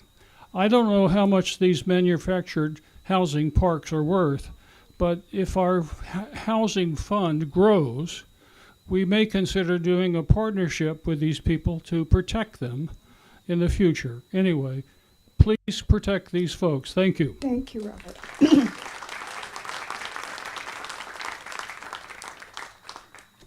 Good evening, council member and staff. I hope you all had a nice Thanksgiving. My name is Denny Gerosos, and I'm the Director of Manufactured Housing for HCA Property Management. We own and manage Pueblo Serena for the Aguirre family. I'm here to tell you today that the Aguirre family has no intention of selling or converting our park. The building of Pueblo Serena started in 1970 by Mr. and Mrs. Heidi. They ran out of money during the building, and Mr. Aguirre became the partner to finish the build-out. It took several years for the park to become self-sustaining. When the Heidis passed away, Mr. Aguirre became the sole owner. The Aguirre family is in the mobile home park business, owning several other parks on the West Coast, and recently purchased another park in Calistoga. We have no intentions of selling or converting Pueblo Serena to any other use. We request you not enact the radical Constantine proposal, but rather make upgrades to conform to the changes of California law. Thank you for your time. Thank you. Good evening, Council. My name is Salo, and I'm with WMA. We work with mobile home park owners and managers throughout California, providing education, advocacy, and training. On behalf of park owners in the city of Sonoma, I would first like to thank this council for providing both sides of this discussion with the opportunity to participate in a fair and equitable manner. I'm also here to strongly support the legal analysis by Mr. Andrew Ditlevson, attorney for park owners in the city. The letter carefully lays out the position of the park owners that should be given as much attention and consideration as the residents' radical proposal. Without repeating his words, he goes over in great detail the reasons why our suggestion to this council is to move forward only to the changes to this ordinance that are needed in order to bring the city's ordinance to compliance with state law.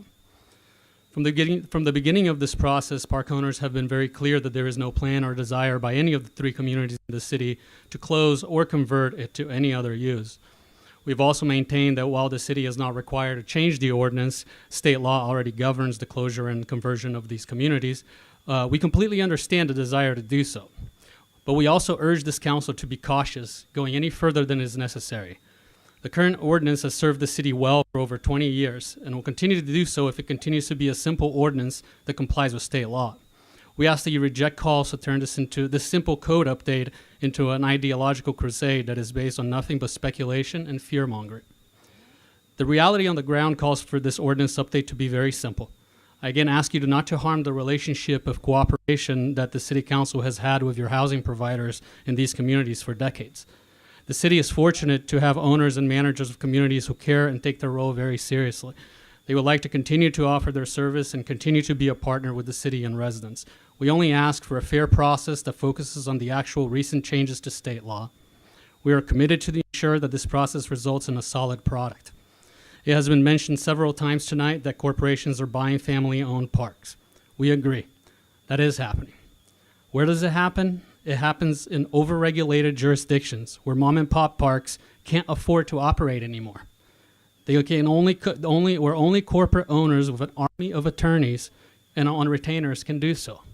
We're asking you, urging you, not to turn the city of Sonoma into one of those jurisdictions. Thank you for your time. Thank you.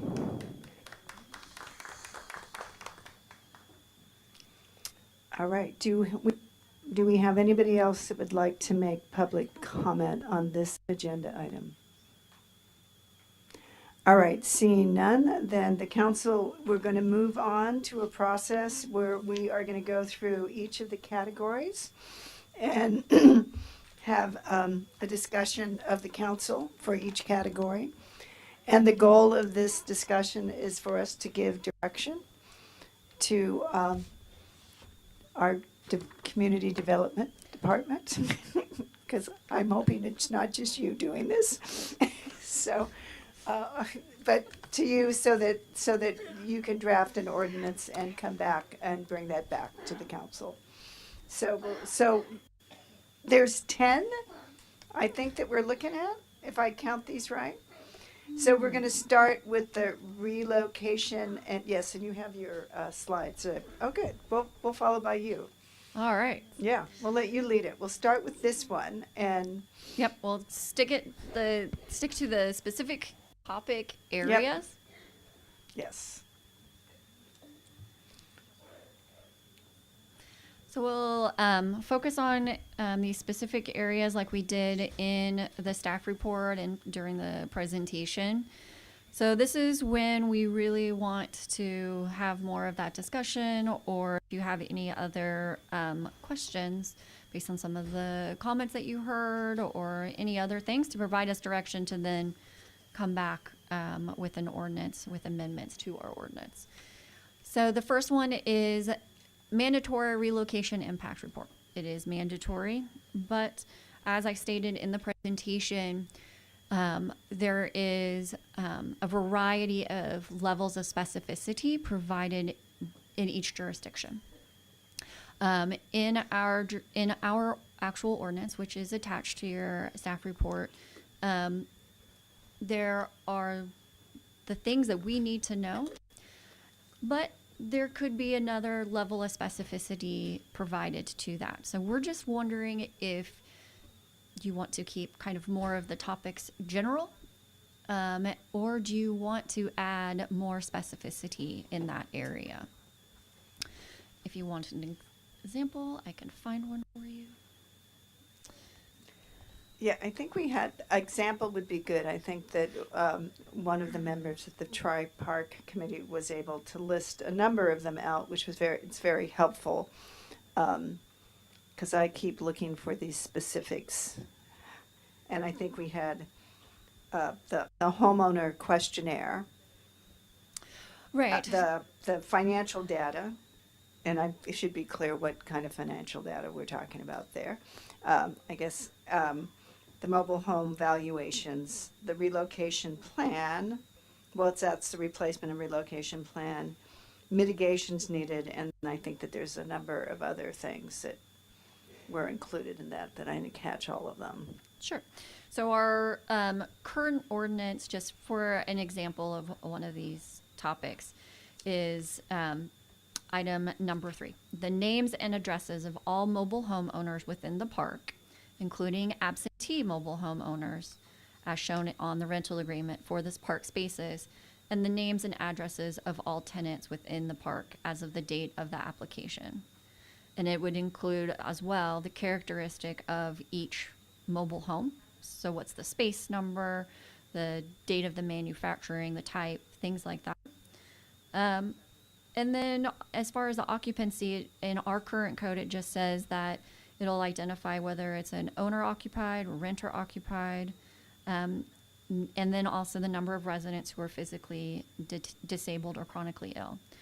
It doesn't provide that level of specificity in the sense of whether the household would be considered low income, and other things like that that are in more of that questionnaire example where they were looking for more specific information for each household to then that would be provided from the household versus just collected and reported to us. So there's that level of detail that we can ask for to be submitted to us, and then how it is submitted to us, whether it's literally from the hands of each household or just in a summary document.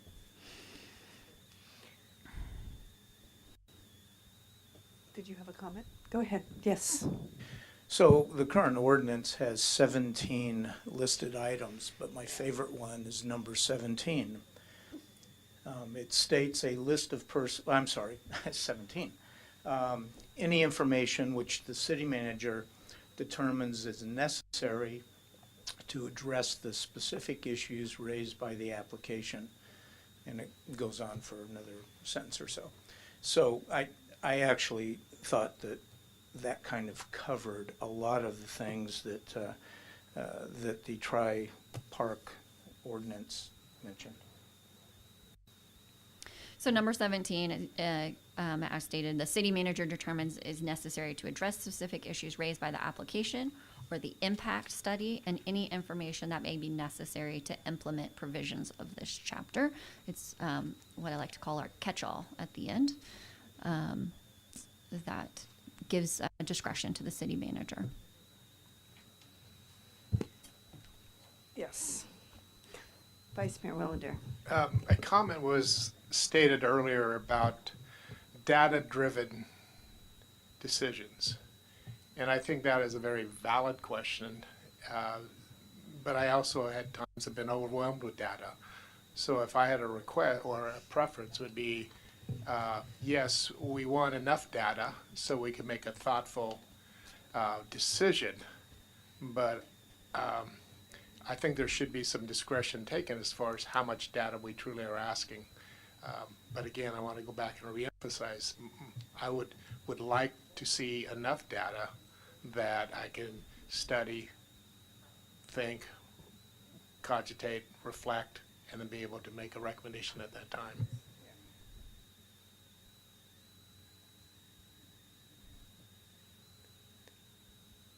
Did you have any comments, Councilmember Ding? No, right now. None at this time.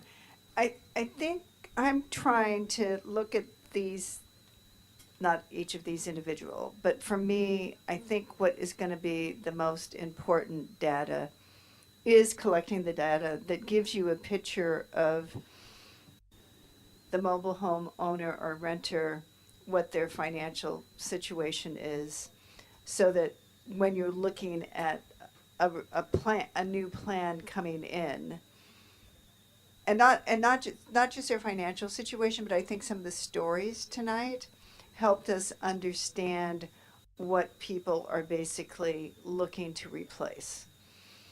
And I know how hard it is to replace community, but I think how is that part of this aspect? I think of like if someone moves and they're able to walk, examples that were given, able to walk to a store, able to walk to their doctor's appointments, able to do things like that because the mobile homes that they're in are located in an area that they don't need to drive.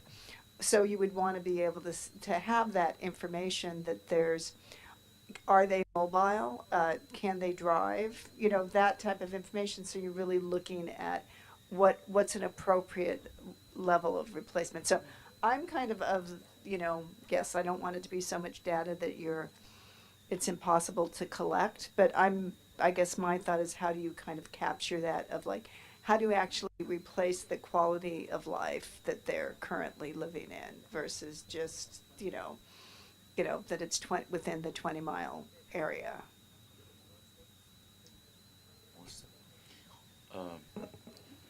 Also, maybe we can collect some of the information, each household, the income. My understanding is a majority of the residents' major income, they come from Social Security benefits. But each year, they make an adjustment to increase by COLA. For example, this year is 2.8 only, and definitely cannot catch and the price increase on the market. So if we have these kind of financial statement from each household, each unit, maybe can help us, what kind of the resolution we can and provide, and we can educate it or provide more information to the park owner, and in this way, and we can have this kind of the comments, and we can move forward. Thank you. Do you want to speak? Yes, you may. I would even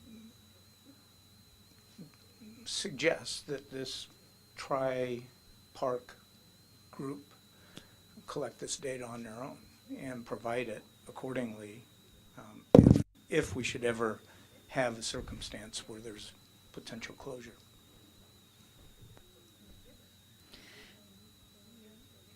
So in regards to, let's clarify what you mean by that. There's collecting the data, then there's, bringing in a consultant that can create the format for the data to be collected, and then according to what we're seeing currently, the city selects a consultant, but that's paid by the applicant. So I just want to clarify that, because that's kind of a key component. No, the point I was making was for all this emotional data that you're talking about, not make it part of the report unless it's provided by the tri group. The tri-park. Right. Let them collect it and then submit it as part of the report.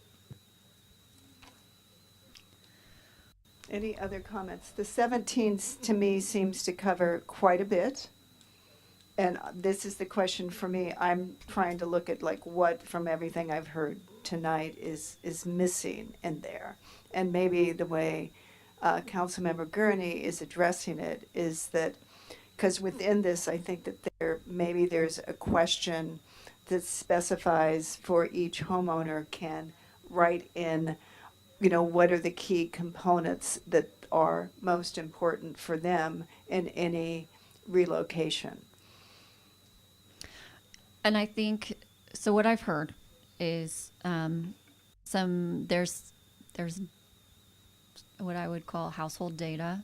That's not necessarily social data, but financial. There's an interest in just enough data, but not overwhelmed with data. And so maybe that data is then tied to the data needed to make findings. And we can look a little bit closer at that. I think as we get through a little bit more, there will be some other questions that'll help feed where those data, potential data needs would be, to give that a little bit more specificity in certain things, but allow for a generality and a catch-all still at the end of the day. A question for our attorney. If indeed we were to pursue the idea of collaborative data collection, and the residents provide a certain type of data, and it's submitted, and can it be folded in as an addendum to the RIR, or is it something that can legitimately be considered as a source of information that should be taken up at the dais? I don't think there's no reason why any person who's involved in a closure couldn't submit comments and information to the council to consider. But the question is whether or not the council would like this information as part of the statutorily mandated impact report? That's the question. And because that is going to be the document that you must rely on to make your findings.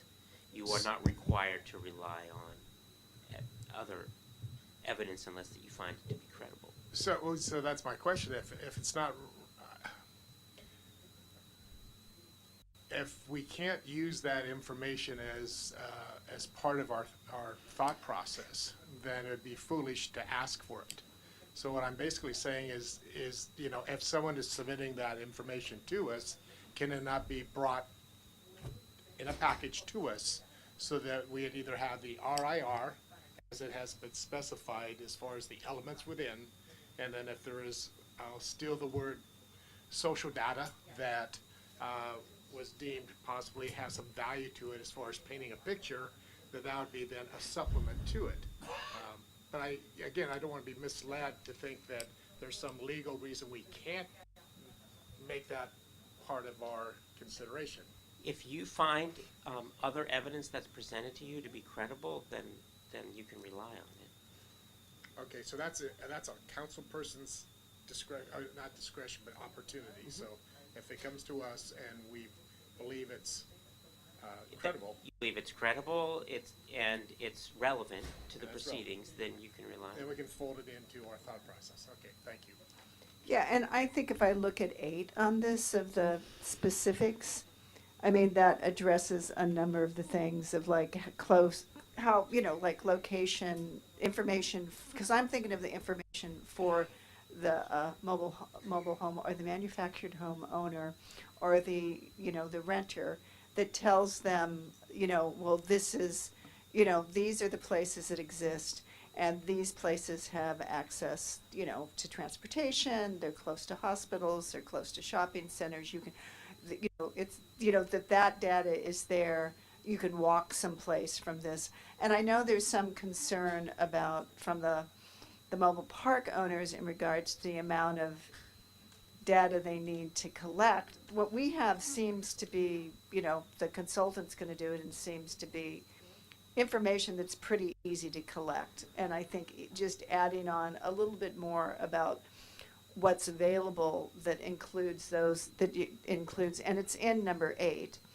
I'm not quite sure how to make the social aspect of it, in something that you can actually evaluate and describe about another place, right? So, I think we're good here as long as we can also have, as we're talking about, that there's an element where people can really describe the specific enhancements that exist where they currently live, that create the quality of life that is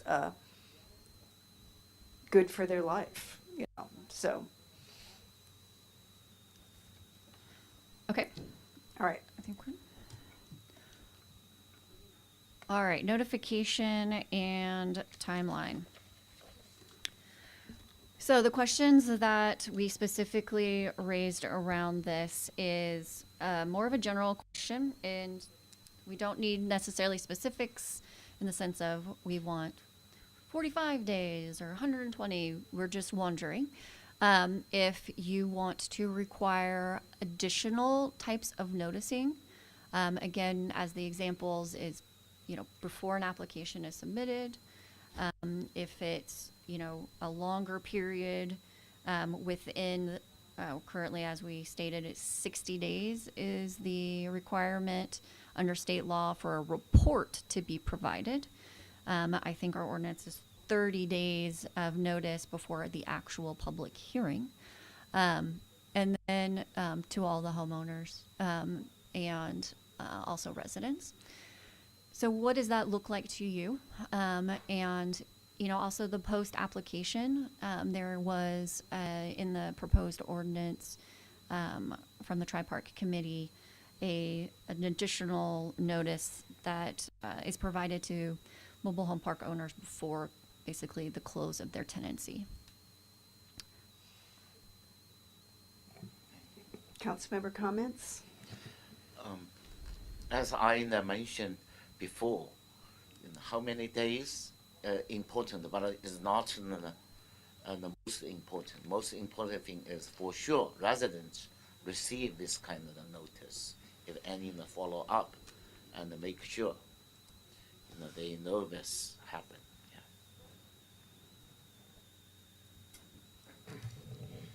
So my question is, in terms of additional notices, until there is an application submitted, is there a project? I mean, it doesn't sound like there's a project, so then the question is, what is the communication between the park owner and the residents as far as what the forecast might be? But again,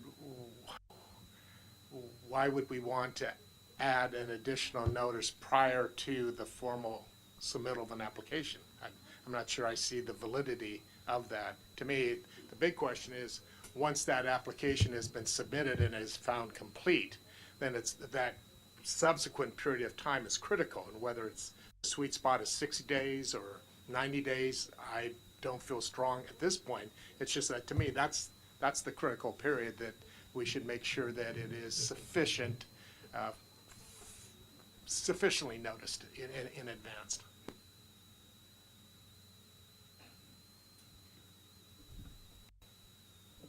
Go ahead. I think the more advance notice that we can give is valuable. In looking at specific numbers, if we can extend the timelines so that we can be assured that everybody's noticed, and even give the property owner additional time to fulfill whatever responsibilities are upon them. So I'm for extending times.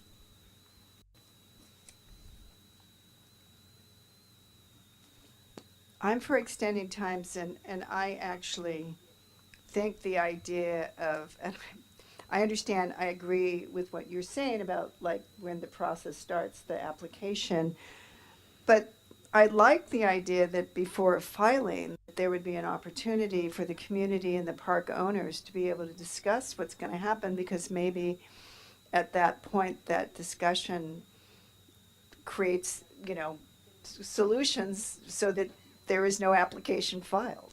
Or if an application is filed, that the homeowners are kind of aware and more comfortable of what the process is going to be. So I like that, because I think it allows for a community engagement process between the mobile park owners and the manufactured home owners and renters. And I'm also agree that whatever more time is better than less time. And with no specifics, but looking at kind of the standard, what we've seen from other cities, what makes the most sense there.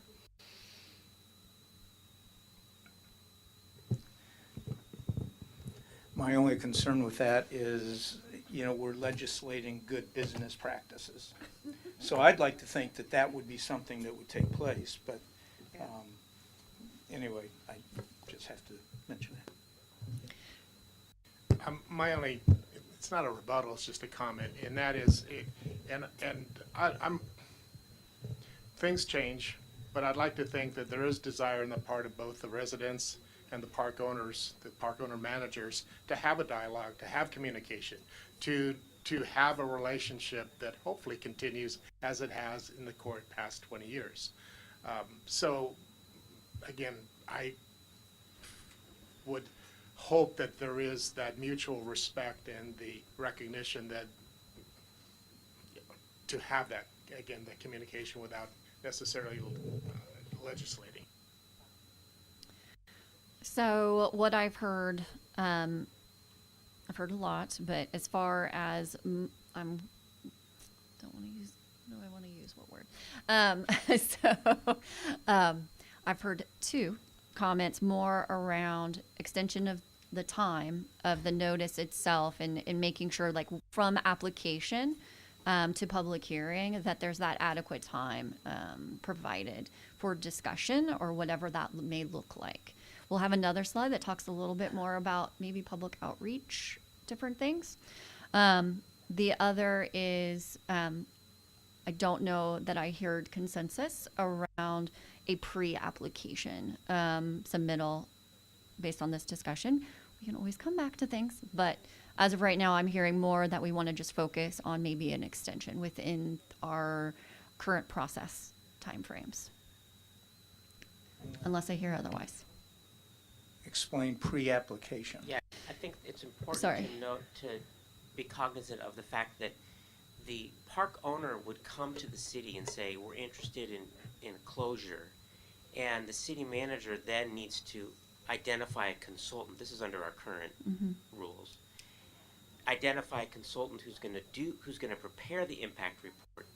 And then there's a period in which, once we've hired that individual, that person has to get the data and prepare the report, and that may take some time. And I don't think there's anything in our ordinance that prescribes a particular time that that impact report has to be completed by. I think there's a 90-day period in which we're supposed to identify the consultant.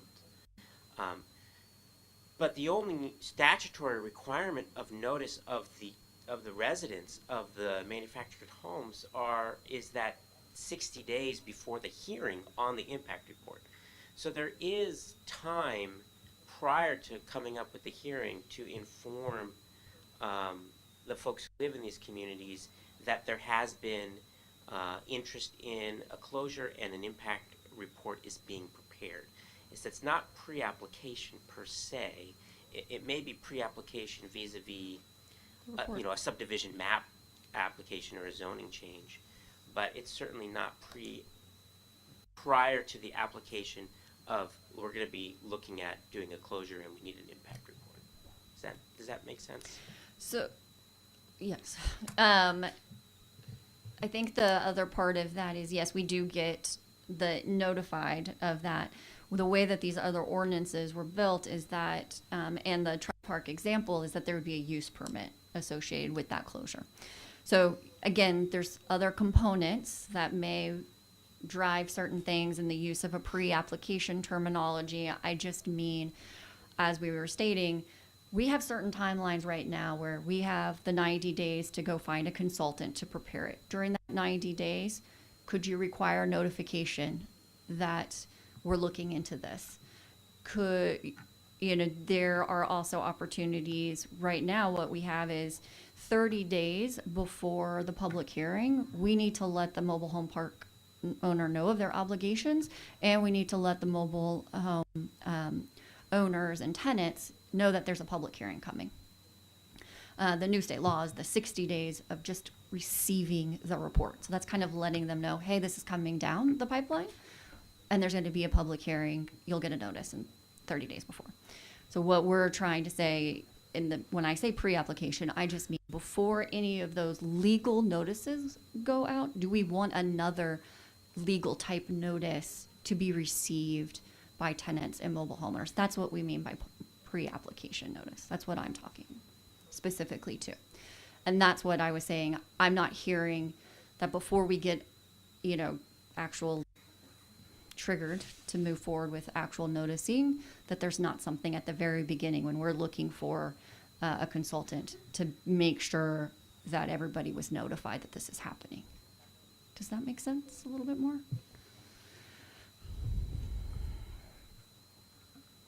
Well, you go first. No, I was just going to say, so an application is submitted to the city. The city is evaluating whether or not the application is complete. And I thought it was at that point in time that the time clock starts as far as the 60 days. Is it correct then to say that a requisite of submitting a quote completed application is the actual RIR report? The triggers for us to move forward is the completion of that RIR report. That is what's triggering all of our noticing requirements and all of our timelines. So we have one timeline at the very beginning of saying, I'm interested in closing. which gives us, we need to hire a consultant. But once we get that RRR, I have a certain amount of time to bring it to you. I have a certain amount of time to make sure everybody's notified. That's that 30-day mark that we currently have. So those will get fixed. So this is not like other projects where No. if you got an EIR, you're not, they're putting in an application, you're identifying that the EIR is required, and that's the point that they begin meeting their obligations. So this is different. This is different. And that's why when we were talking about concurrent processing and things like that, this plays into when this comes into the actual process. It's not clear under our current code. It seems to me, under the current code, this would happen first. And then we would continue the process of the actual general plan amendment, zoning amendment, things like that. So, what I've heard up here is that there's an interest in ensuring communication with tenants and owners. I will say that with regards to the Tri-County Ordinance or Tri-Park Ordinance, in that they have notice provided to mobile homeowners at least 30 days prior to the date of filing an application. And that's what you're talking about, if I understand correctly. And I think that's a reasonable expectation. It would be 30 days prior. My understanding in their code is 30 days prior to us receiving the information saying we want to close. That's what they're saying. Correct. Yeah, and so for the mobile park home owners, they, so they're, okay, we're going to do a closure, or a conversion. And so we now, before we go to the city, we're going to let all the homeowners know, and then in 30 days, we can go file our app, let the city know. And then that starts the process, and the city then has 90 days to get their consultant. And then once the RI is done, then the next processes, the timelines start. And so I agree with Councilmember Gurney. I think that it's a reasonable request. I mean, because if it's true that we've had great, there haven't been any closures, what I'm assuming is, and I know I understand that, I appreciate that, I think that that's great. But we know in this world things happen, people pass away, other owners come in. And so, this just is ensuring that kind of moving forward, there's that, because I would assume because of how you've related, the relationship you have, that would happen anyway, right? That's what we're hoping. This just says, this is something, we want that notification to go out early so that people are communicated before the application is filed. Okay, so I've now heard yes to the pre-application as, so what we'll do when we bring this forward is providing that detail, but also provide a lovely diagram of a timeline of when things would occur. I think that would be helpful. The next question is to modify from city manager to the director of community development. I'm going to go ahead and say yes to this and see if my other council members agree, because I think it also allows for, from my understanding, it allows for appeal process, so it is good. No, it doesn't. This is different. So this would be well, us, we get to that one, but yes, yes. managing the process would okay, be. Well, that's later on. Okay, anyways, the but I would say director. yes. I think it should be you versus our city manager, because I think it's going to be within the development department that's going to be dealing with. Yes, this kind, go ahead.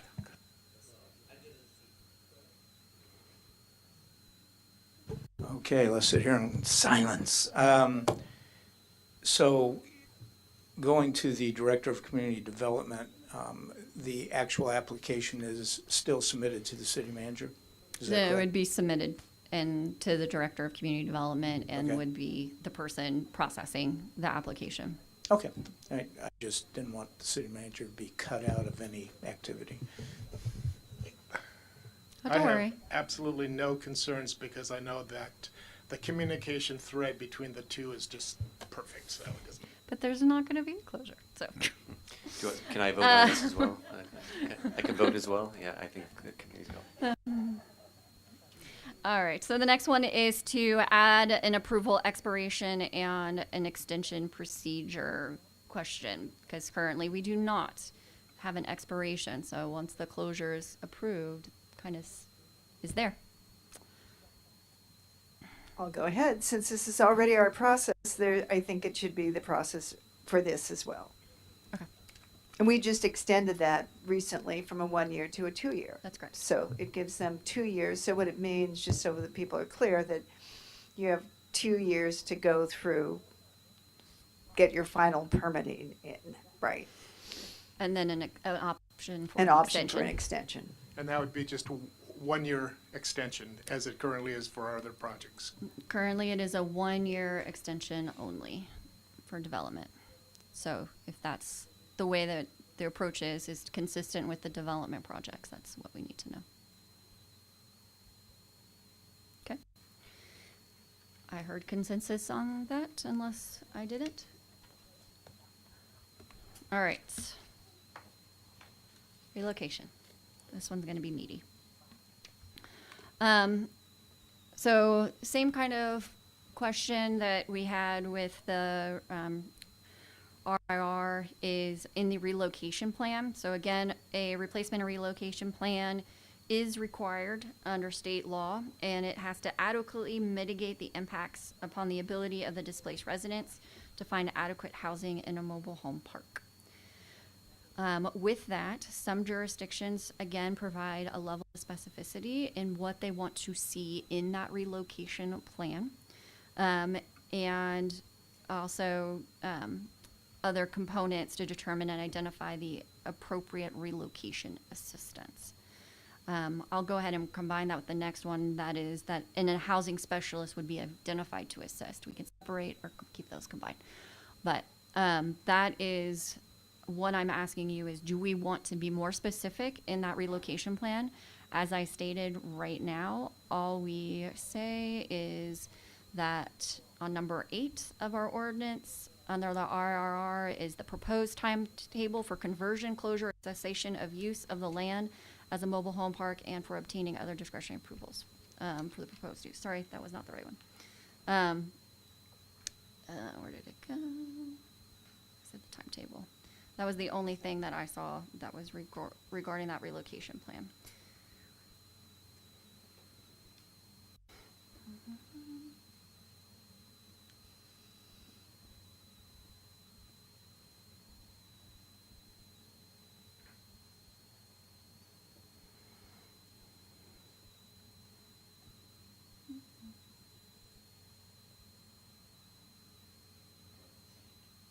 Sorry, there it is. A relocation, number 14, a relocation plan that will include a timetable for physically relocating the mobile homes or payment of the relocation assistance.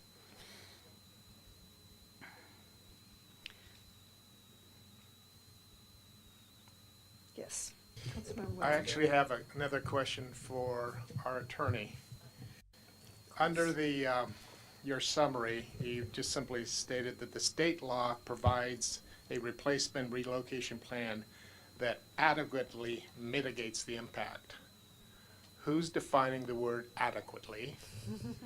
And is this the opportunity that, if we have if this is the opportunity where we can supplement or provide clarity as far as what that word is, but I'm amazed that Sacramento allowed that word just adequately come out without more specificity.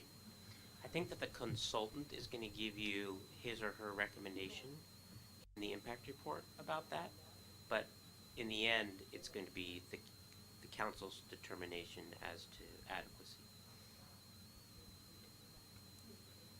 So, I mean, I think that the plan is going to provide a proposed these proposed mitigation measures for closure, and then it's going to be up to the council to approve those or modify them based on your understanding of what is sufficient or adequate. Wow. And so versus us setting specific mitigation measures ahead of time. So I would say that our code does provide examples of relocation assistance that could be provided. That is some of those details that would go into that relocation plan, so the payment of assistance. They're again general, but there could be other clarifying factors that we want to see in a plan. Keeping it general with just the timetable means, it keeps it kind of open-ended. This is why I was asking in the beginning about what's the data we're trying to pull for the relocation impact report to then be able to respond in that relocation plan, so that you know that you're mitigating those impacts, because that's one of your findings that you have to make. There are examples that were provided to you all from other jurisdictions where they are kind of separating out what they're looking for in that relocation plan. That's kind of where I was going with, we just have a sentence that's very general. If we wanted to be a little bit more specific about what we're looking to be part of that plan, you can. Want me to take a shot at it? Okay. So in that relocation plan, I would be comfortable with the 20 miles and adding Napa to our ordinance and not just Sonoma because I'm concerned about the distance. I think that actually the shorter distance is better, and I could be wrong. The shorter a 20-mile distance is better than a 50-mile distance. Because that's a lesser, the area that people are relocating to, that's a less amount money that the mobile park owner has to pay. So it's good for them to have 20 miles, it's not 15, but it's not 50. So I think that's a good mileage number. I would say 20, yes. And I would say that, that we do want to,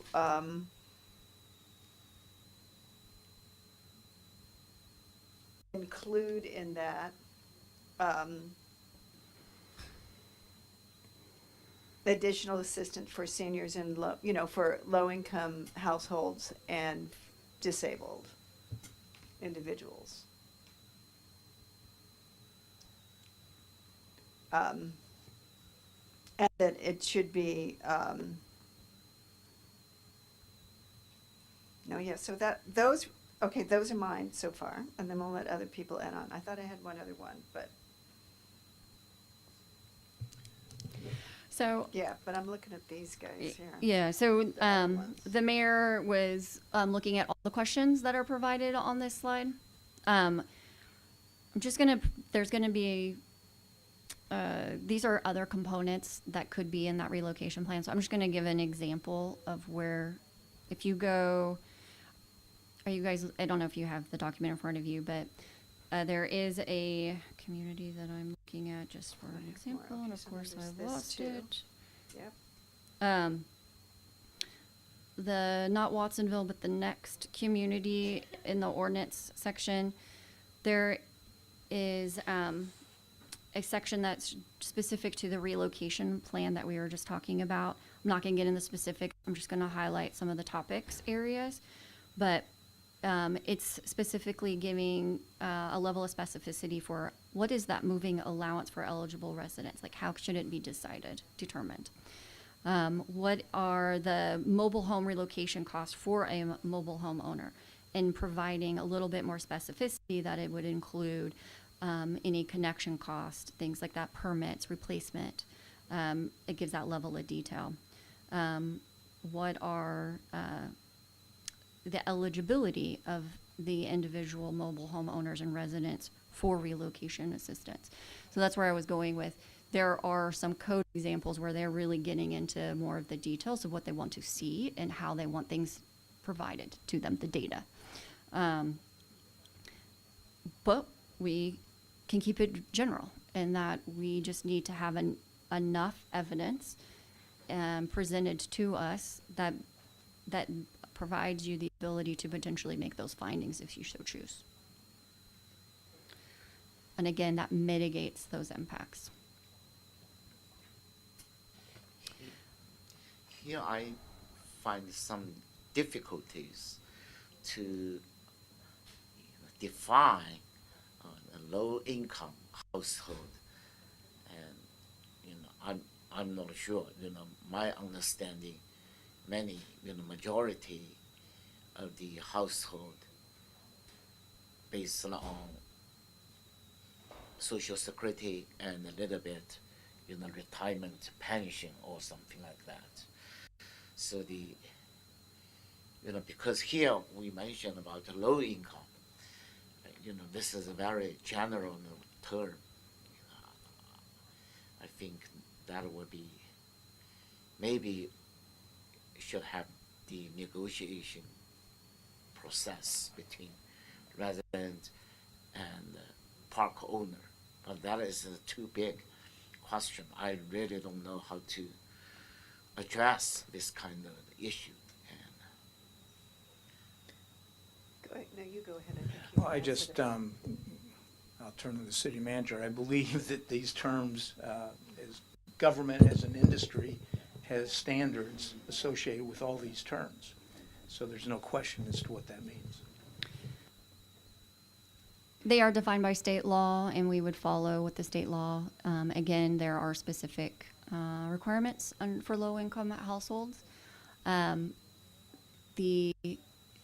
are examples of additional provisions that sometimes get provided for specifically low-income households or disabled households, rather than a household that doesn't meet any of those qualifications. And it's just an option that we're putting out there for you if you want to consider or want us to look at what is, if we wanted to provide more specificity around assistance that could be offered to low-income households or disabled households, something that we would like to know. Also, that is kind of one of those clarifying components in that relocation plan as well. So if we want to do additional relocation assistance for these things, then we need to make sure we have that information. So, for example, to be clear, for a low-income household to be relocated, first and last month's rent may be something that would be difficult for them to come up with. And so that's something I think for low-income houses could be, I would like those types of considerations to be thought about in the ordinance. For people that are disabled, that you're also looking at if they're moving to another mobile home or another manufactured home, that there's ramps, and if the ramps aren't there, that the ramps can be provided. So those are the type of specific things I think would be helpful, so that you're basically looking at some specifics to make the ease of the move for those people that maybe can't afford it, or it's going to be a much higher cost because of their disability, that those are provided for. Those are the type of things that I would be looking for. And then I think the 20 miles is basically anything beyond that. The mobile home owner would have to pay for, let's say they ended up at 30 miles, that extra 10 miles, they have to pay for that themselves if they're going beyond the 20 miles. I see the limit is actually a benefit to the park owner, that you're not saying 100 miles and they're not, for most cases, that's referring to you moving a actual manufactured home. It doesn't apply to someone that you're not going to be able to move it and they're going to go and live someplace else. But so then that cost is not something that the total, it's less of a burden on the mobile park owner. So there's two things you're talking about right there, so I just wanted to clarify. One is the discussion around comparable parks. Part of the report, the RRR, that needs to be provided is what are the comparable parks within 20 miles is what's being requested, is the 20 miles Sonoma County or Napa County. Our current ordinance says what are the comparable parks within Sonoma County. And then they need to provide information around those parks. Are there available spaces? What are the costs of those spaces? So that's where we get into those comparable parks. When we're talking about relocation assistance, our current code is 50 miles. That's what ours currently says, is that the relocation would be up to 50 miles. So what I was talking about in the comparable parks was, did we want to get closer and then farther as well, or just keep it to Sonoma County? The other component that was added in the example ordinance was the Enviro score, which is something. It is a combination of environmental factors as well as affordable factors. So the idea being that you get a lower score if you have a concentration of households that are low income, and your environmental factors such as smog, high statistics of asthma, and things like that, they overlay and they create this map. Don't ask me the details. I just know that all these things get layered up and it colorizes a map and it says this is the area that there's concentration of low income and high environmental factors. And we're looking for a comparable score. The way that it's written is that it would be comparable score. That's what was proposed. I will say that obviously we're a little different than the rest of the county. We are special. We're very special. All right, so I'm just taking a step back for a second. I want to see if there's consensus. Do we want to keep the relocation plan just general? Just keep it simple. General, or maybe we can look at other cities. Yeah, they have look at what they are saying, and maybe we can get some reference and what is makes sense. Essentially, the more specificity you provide in the ordinance, the less discretion you're giving to the council in the future when they're making that decision, because they're going to have to stick to the specifics. That's the policy decision. Question then, if I could, please. Yes, go ahead. Correct if I'm wrong, the managing of the consultant that's putting together the RIR is going to be handled by staff.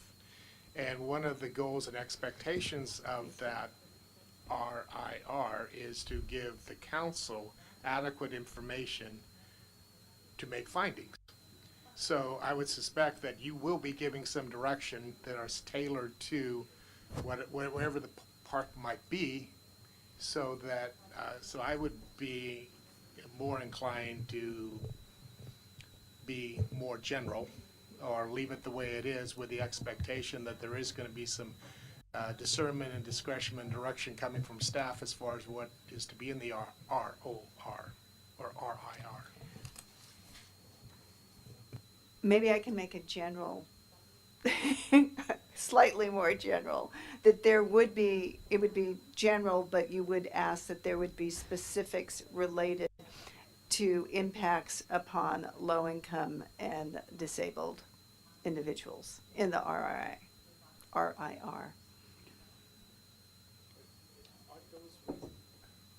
I mean, the RIR is supposed to reflect the existing conditions, and I would say it's safe to say that within the three parks, we probably have a pretty good cross-section of residents that own homes there that follow in all of those categories. So if we're asking for an RIR to be responsive to a specific, then that's covered, would it not be? Or again, I didn't see that. I don't think that that's specifically covered, but I will look through those 17 items again. But I would like to, I just would like that that is information in regards to findings for us that we're looking at, whether or not that information is available, so that you're, number 6. Oh, does number 6 cover it? Number 6, says the total number of mobile home residents listed by space identifying owner or renter occupancy, principal or second home occupancy, and the number of residents who are physically disabled, including the chronically ill. And so then to take it to relocation, we'll have that data, but I would like in that relocation that there would be compensation considerations for those individuals, because it will be a more costly move for them. That's what I'm trying to address, is that those individuals be able to be, because of their low income and disability, that you're addressing those issues for them. It's going to be harder on them than it is on other people. So I don't know how we say that in a general way. That's what I'm trying to get at. Okay. So I'm hearing keep it general. I'm hearing that potentially, this is where I'm asking for consensus, if I'm hearing this correctly, keep it general in the sense that we have, but look at, is there language in there that covers the disabled, which we have in the IRR, but maybe not in other locations. And then also, I'm asking, low income.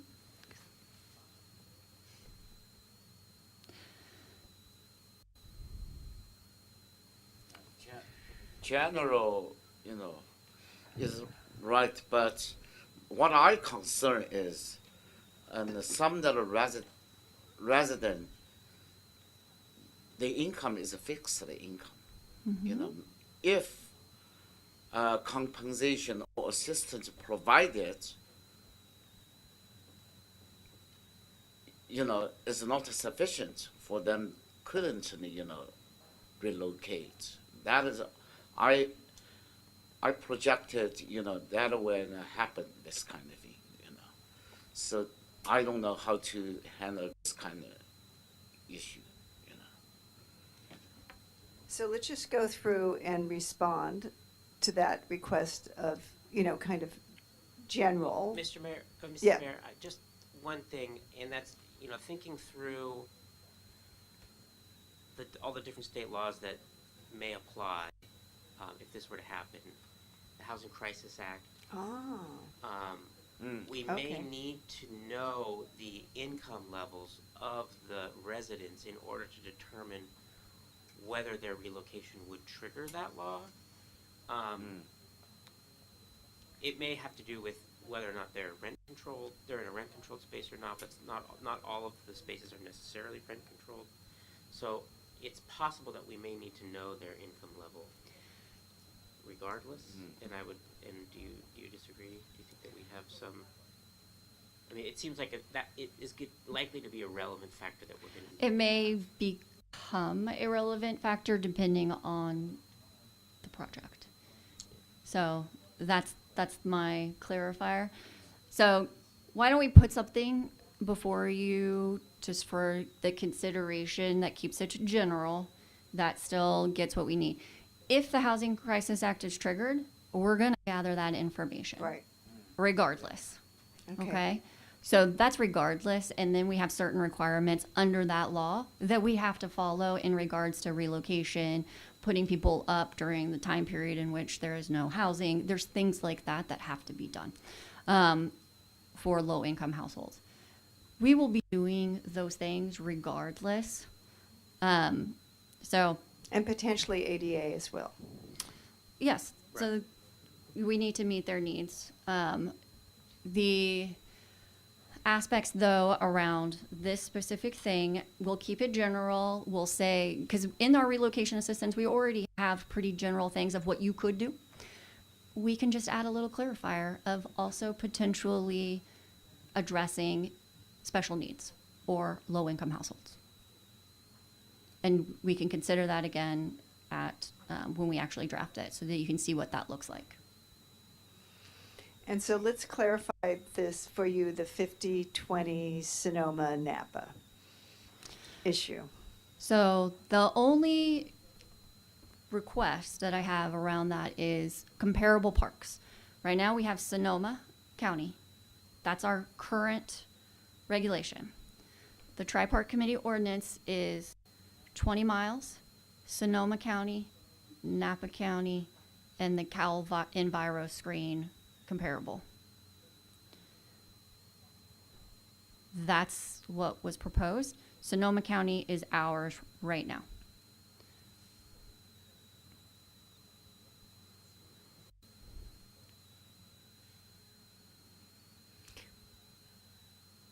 So you And want- you all want we're the sample asking the size. park owner to do is provide a list of comparable parks. It's a list of comparable parks, but there's a lot of information that needs to be provided for each park. Mhm. And so that's the question. Do you want to just narrow it down to Sonoma County, like the way it is, or do you want to increase the range of parks county-wise, but then narrow it based on the Right. Enviro screen? Or the 20 miles. Well, the 20 miles is included. Basically, you're going to see what's at 20, what's in Sonoma, what's in Napa that meets Oh, those it doesn't- requirements. It's not one or the other. You're seeing it all for Got these it. different things, because there may not be any in 20 miles, or there may not be in Sonoma County. Oh, so there's- that's why it's the kinda difference of with the Sonoma Cal and Enviro Napa. screen. Yes, so it's expanding but narrowing. That's why. So if you picked up a mobile home park in Vallejo, it may have a Cal Enviro screen that's much different Much than lower, a yeah. Sonoma May- one, maybe. and therefore it would be removed from that sample. So we're thinking the Enviro screen is actually going to limit. The Enviro screen potentially would limit. You know, I haven't changed my concern yet. You know, it's possible, or it will trigger, the Housing Crisis Act. If, relocation will happen, and then the resident will become the homeless, if this kind of situation will happen, or any the law can protect them.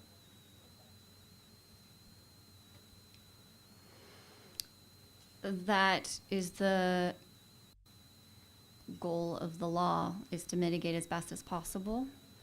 But whether or not where that park is located when we're comparing and things like that, I think is really what we're trying to just narrow down, if you want to consider something different than what we already have.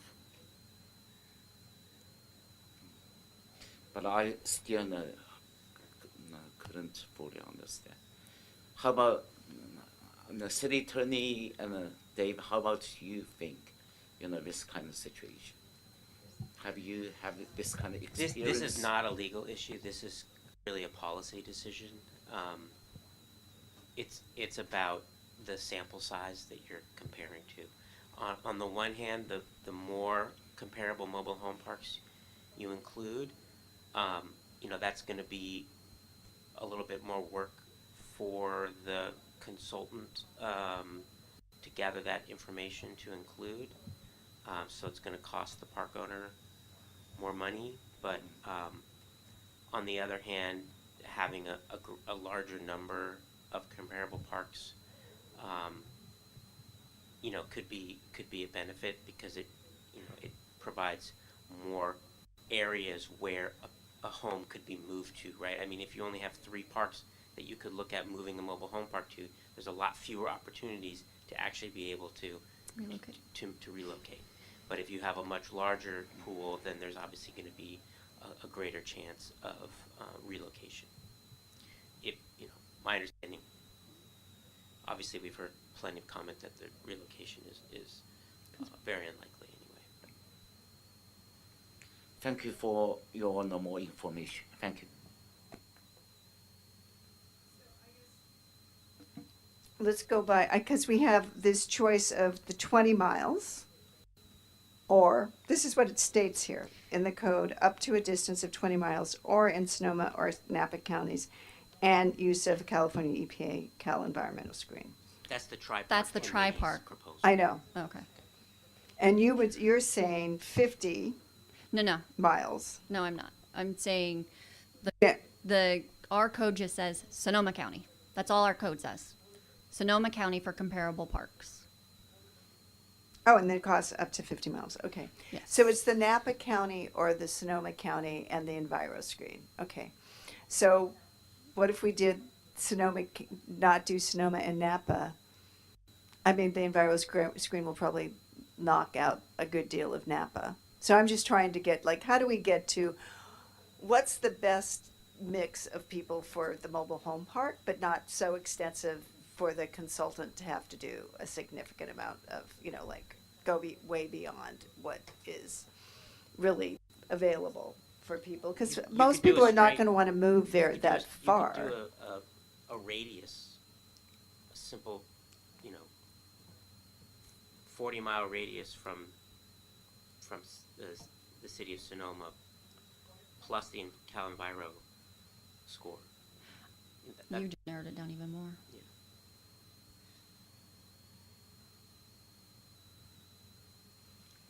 Depends on where you set the score. Right?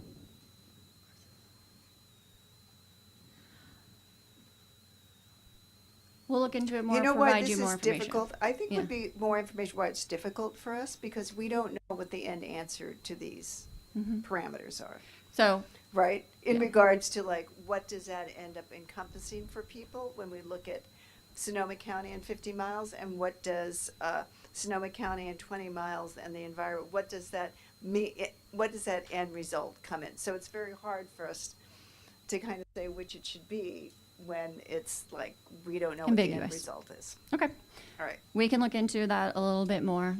Last question on this slide, or two. So clarifying timing when the payments shall be made. That can be just a general, thing, or as provided in the example ordinance it was a specified specific time frame before closure that a payment would be made. And then the last question was in regards to whether or not a housing specialist would be hired by the city or not. And the applicant pays for the housing specialist. That would be correct. And so how does the housing, this is has been my question, how does the housing specialist differ from the consultant? So the consultant is specifically hired just to prepare the report, collect the data. It's probably a different specialist.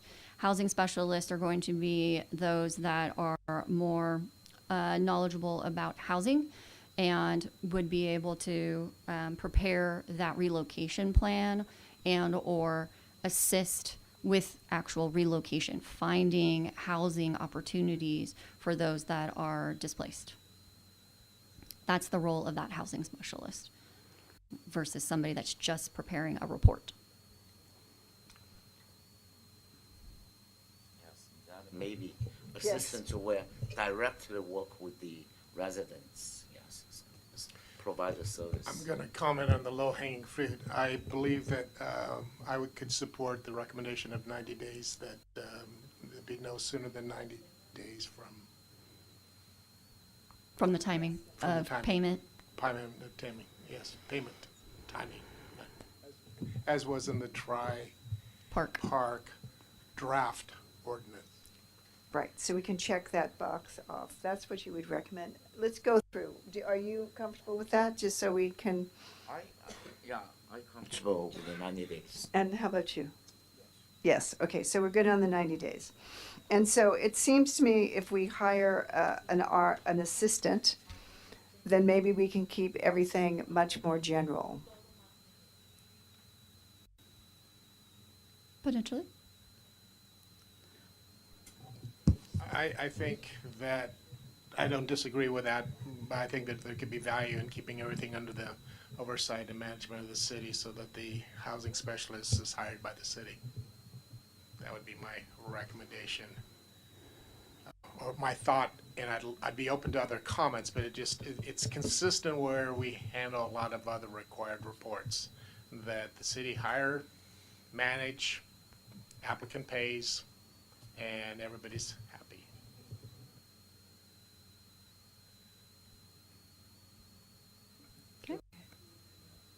I'm just checking with everybody so we can move on, because she needs to get consensus. Okay. All right. I would support that too. Okay. All right, moving on. Going to the next slide, I think. Did we cover all that? We did. Mhm. So, again, kind of in that same vein of the housing specialist, I'm probably going to hear the same comment about the appraiser being selected and managed by the city. Currently, right now, the consultant that we select needs to provide an appraisal with the relocation plan, but it doesn't really state anything else in regards to that, about where that appraisal comes from. So, question for you, do you want it selected and managed by the city? Or do you want to select and list for the applicant to receive? I'll be consistent. Okay. Yeah, manager by the city, I think would be better, because the city is close to the residents. We know what they need. I would just comment that it must be a state certified appraiser now. Yeah. And appraisers do have ethical obligations to provide independent advice vis-a-vis the valuations, so.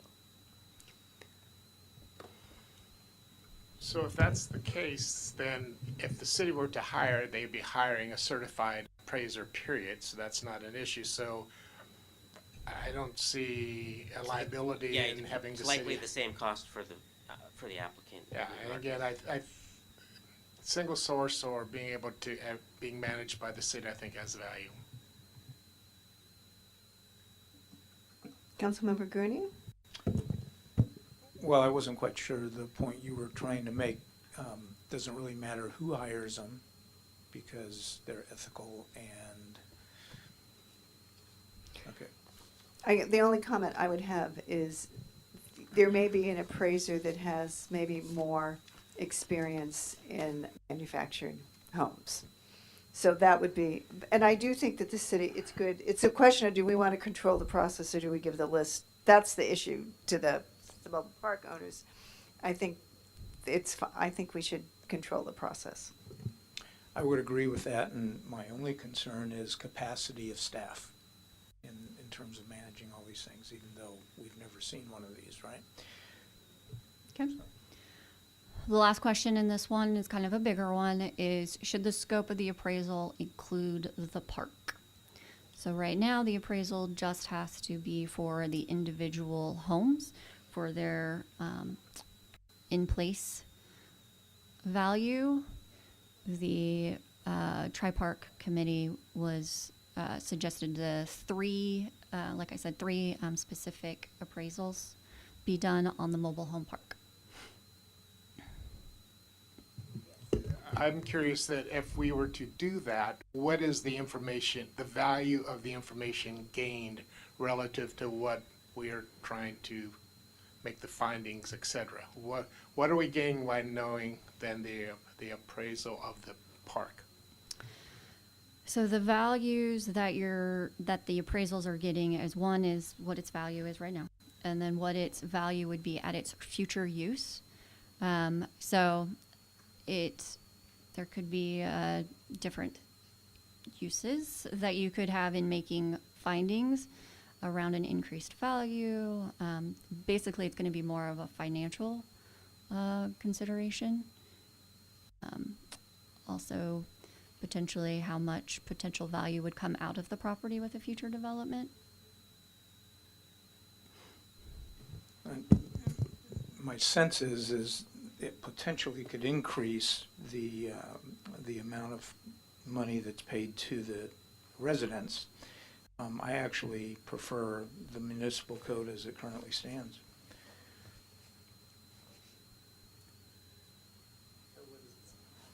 Well, just consultant preparing, well, this is what is in our matrix, right? Consultant preparing the report to provide appraisal in the report, estimate of the fair market value of each mobile home and all associated fixed property that cannot be. Its value is or not. And I heard no. I still really haven't heard what the gain is there. The gain is there. But, I mean. It would be, what is that future value of the park? What's its current value? There could be considerations around future taxes or how much funds, potential investment will come back. As Councilmember Gurney said, it could be, that there's an understanding of that future revenue. So that presupposes, though, that the requirement's going to be that there is going to be a project submitted with it concurrently. Because then if there's no project, there's nothing to compare it to. That's correct.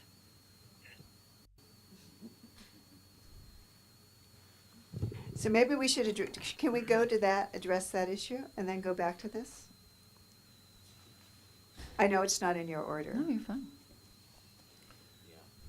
Too many, to be honest, we don't have a lot of experience. Don't know what's going on. Yeah. A lot of us. That is the what kind of the benefits we couldn't know, and then from mine, if for me, of course, I would personally, and I would like to include, get more information, get more reference. That is good.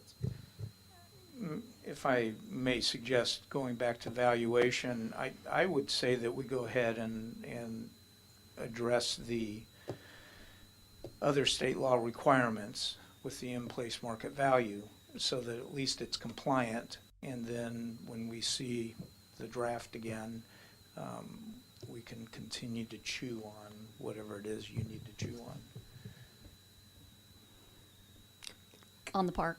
I mean, to me, the benefit of the mobile park manufactured home owners, not the park owners, but the homeowners, of knowing that is relative to compensations they may want to seek if they think that there could be significant financial benefit that is being gained by selling the property or I mean, that's why it's there. I'm not saying what I think it should be one way or the other, but I'm just saying I think that's why they're asking for that. I could be wrong, but I think that's why they're asking for that, because then it's like you're going to sell this business or you're going to sell this property and you're going to make a significant amount of money and you're quibbling with us about whether or not you're going to pay for X, Y, and Z.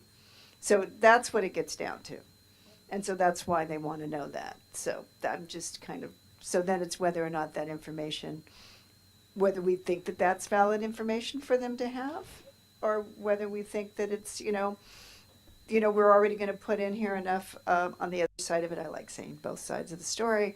On the other side of it, we're putting enough in here that gives people an understanding of what's going to happen through this process, that's not information that we think that is relevant to what we want to make sure happens.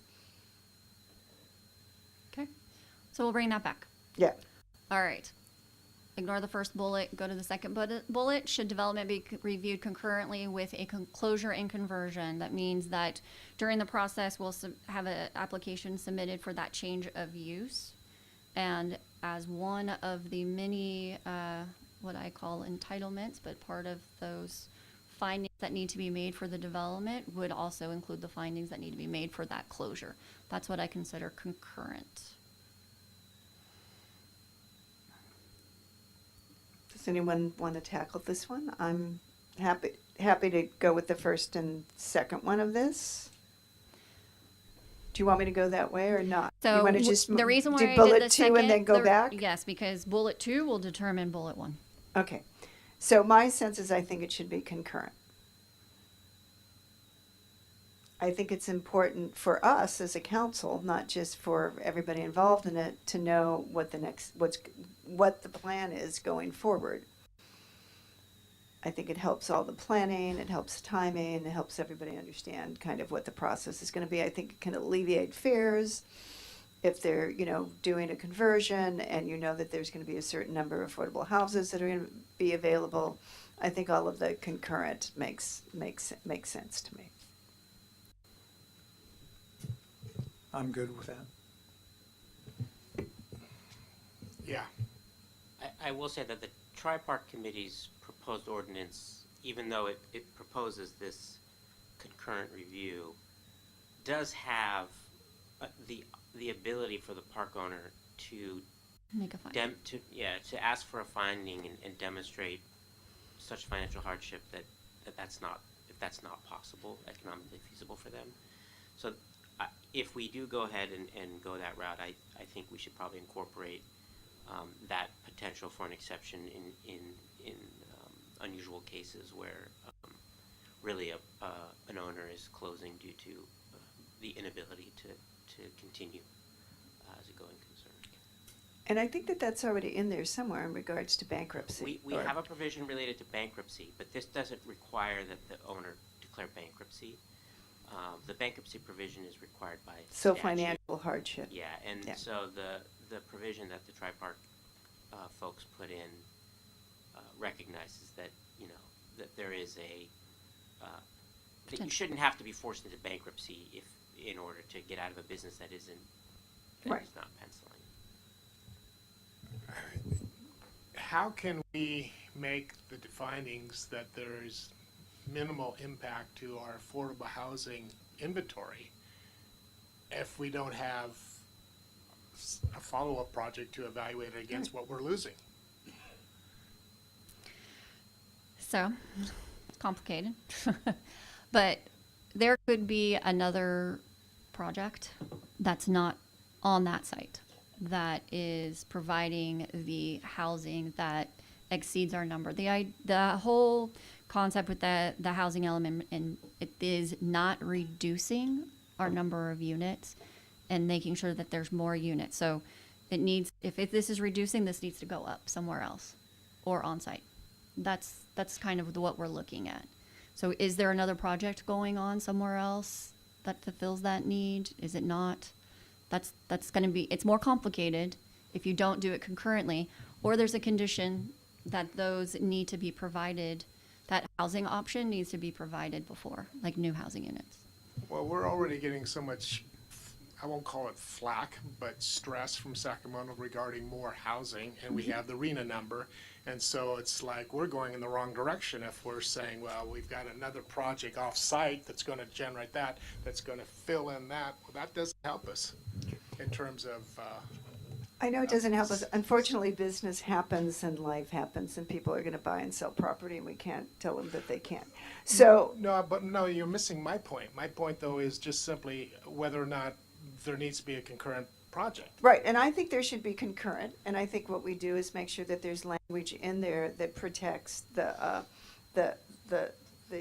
mobile park homeowner, that if they, if they're not in a financial position to be able to do another project, that then they don't. It's not saying that they have to do another project, but we want these things of what's going to happen next to be concurrent. We'll look into that more too. Sorry, concurrent is either there is something or there's not something, is it not?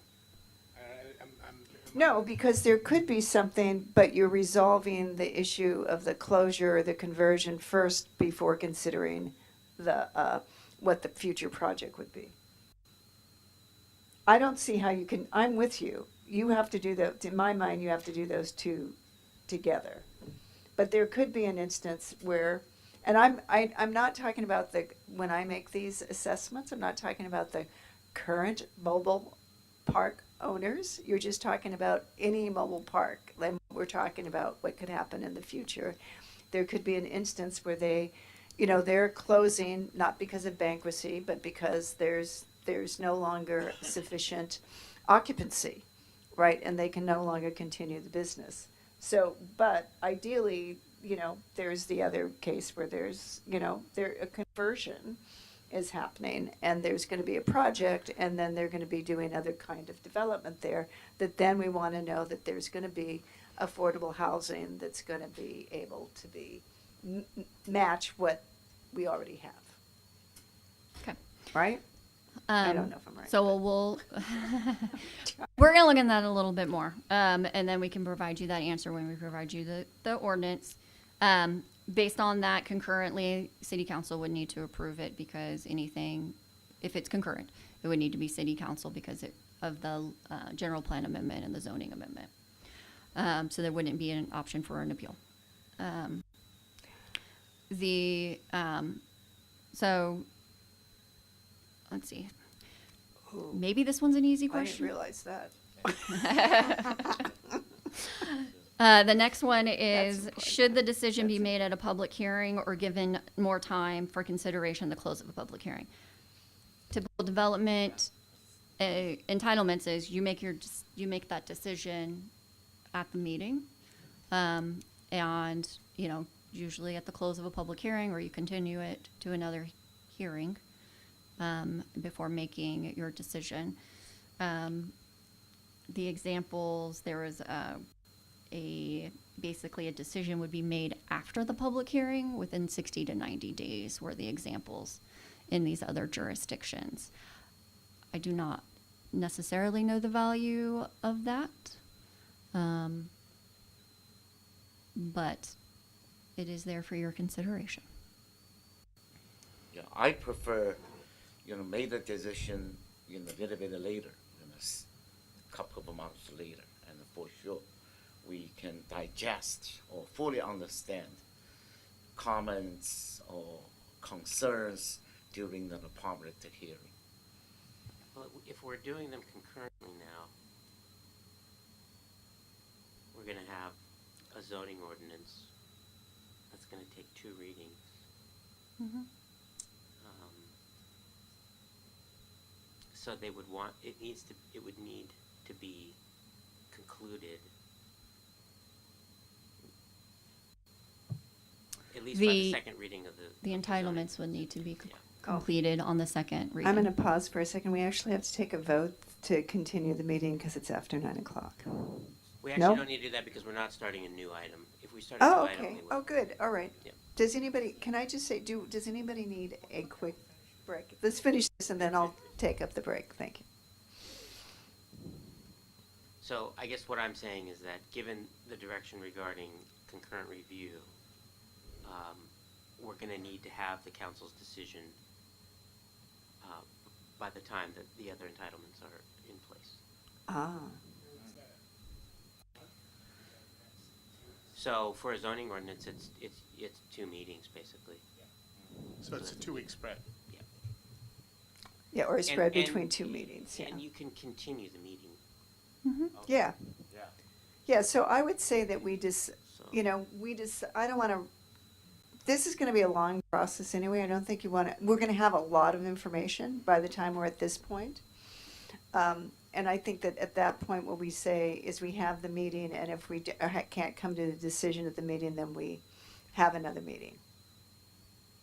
Versus, say, 30 or 60 days. Okay. That would be my position.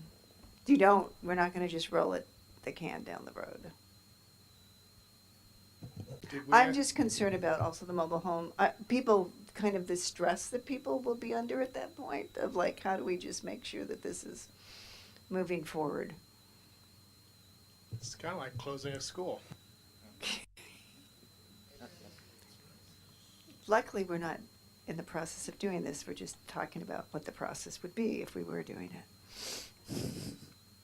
We answered the first one about planning commission or city council to review. They said Yes, so because it would be reviewed concurrently, it would be City Council making that decision.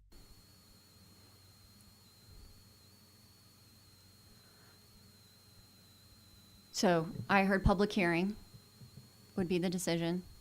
I'm not seeing I'm seeing head shakes. Okay. And then the conditions, should the conditions necessary to mitigate impacts be required? As you saw, adequate, mitigation is required.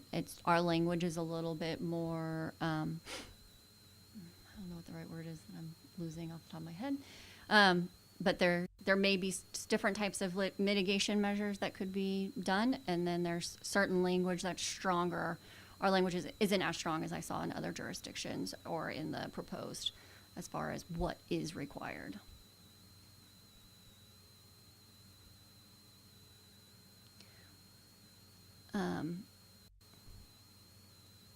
And then the last one is how to involve the mobile homeowners and residents in the process, which we'll talk about in another slide, so we can take a break, because I think we're all waning out.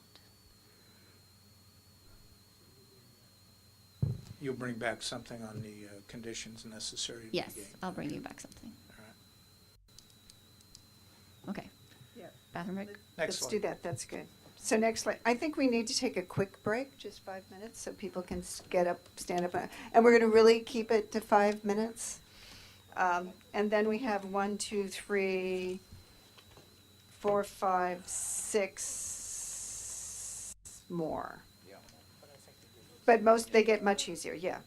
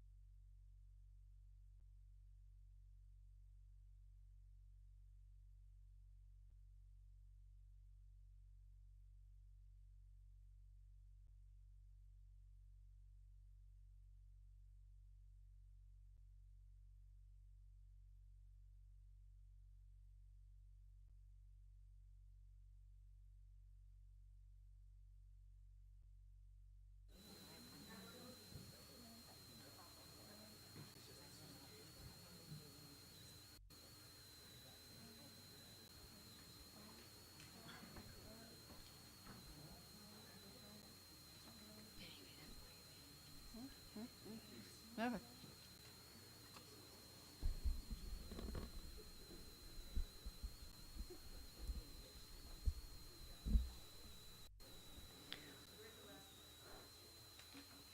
With the last bullet point. No, I'm gonna skip that bullet point. We're gonna talk about public outreach later, in another slide. The consistency findings. Right now, again, the state law is saying that findings shall be made as to whether a closure will result in or materially contribute to a shortage of housing. The Tri-Part Committee ordinance proposes a finding that the closure could not be approved if it would actually reduce the availability of low-income housing. So that, and consistent with the housing element. I am going to, with each of these, I'm going to try to hear from each of us first, unless nobody has anything to say. You can ponder for a moment.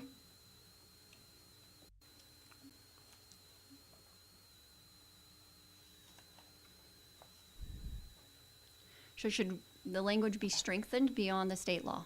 I'll simplify it. Thank you. State law.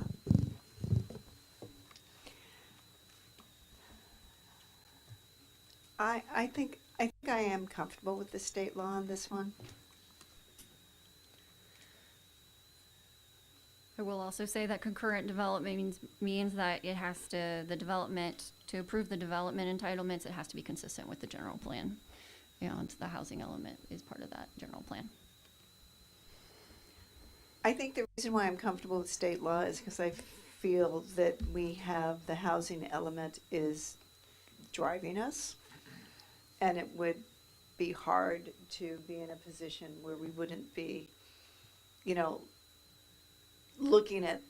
seriously looking at the effects that a closure would have on our affordable housing situation. Okay. Whoops. Where did I go? I'm gonna skip this one. I feel like this one's about the right of first refusal. This is something that we already provide in our code, and just based on what you're saying, I kind of know how to approach that. Okay. Yeah, I think we're good. Yeah, that's Yep. Okay, so gonna go skip that to the next one. Public outreach. I think this is the one that, based on the conversation that we just had around noticing earlier, is do we want there to be a public, a questionnaire provided to all the mobile home owners, households, and resident households? So that's where the information that's collected on each household would be within that questionnaire. Yes. I guess my understanding is this in the letter from the attorney from the mobile park owners. This was one of the areas that they were very concerned about. And it seems to me that this is something that the consultant is doing, and I'm having a hard time understanding why that is the burden that they expressed. I don't know if because this seems to me like it's really key information that needs to happen to be able to move forward with anything you're going to do anyway. So the way that the current code is written is that this information is going to be provided in that report. It's the how it's collected, that again, that level of specificity that is in some of these ordinances and in the Tri-Park ordinance is specifically saying that it should be provided within a questionnaire from that household that is then submitted as part of that packet that goes with that report. That is what is the difference, is the how it's collected. So the concern is that the difficulty is actually getting each household to complete that questionnaire. Although, so us requiring that is really a burden on the individual the mobile home owner, not on the mobile home park owner, right? I mean, I think it's information that we need to have. And the question I have is when you're doing questionnaires and somebody can't, they can't complete the questionnaire because they're ill or they're too old, or does that mean that you provide some assistance for them to do that? Or you just recognize that there's some questionnaires that are just not going to be completely answered and you're going to get as much information as you can. That's what it seems to me reality is, that you can't anticipate that every questionnaire. I know me personally, when they give me questionnaires, there's often many questions I will not answer because I don't know. I don't have a correct answer. But I'm just saying that it's like, I think we want, the best effort. Maybe that's what should be, a best effort, that questionnaires are completed by every one of the mobile home owners.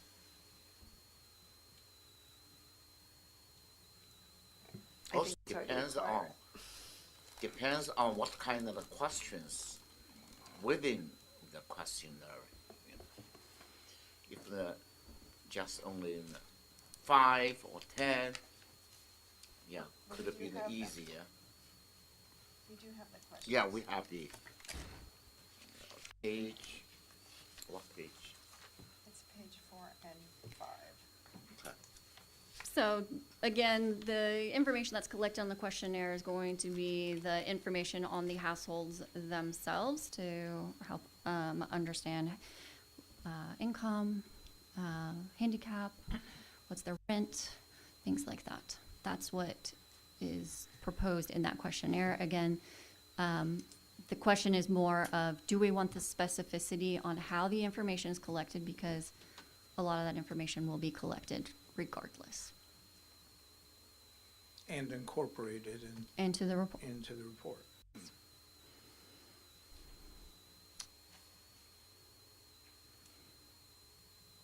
So what more? I guess I'm confused. So the of question, what more so specificity the you actually information is need. getting provided. The example ordinance, the proposed ordinance or the draft ordinance that was provided by Tri-Part Committee specifically stated more specificity that there needs to be literally a questionnaire provided to the households. It's going to contain these specific things, and that questionnaire that they got would then be provided with the actual report. So at the end of the day, you're going to see each individual household's report. That's what that means. Versus the report itself will have the data that is collected and a summary of that data. It's not going to have an individual household's information.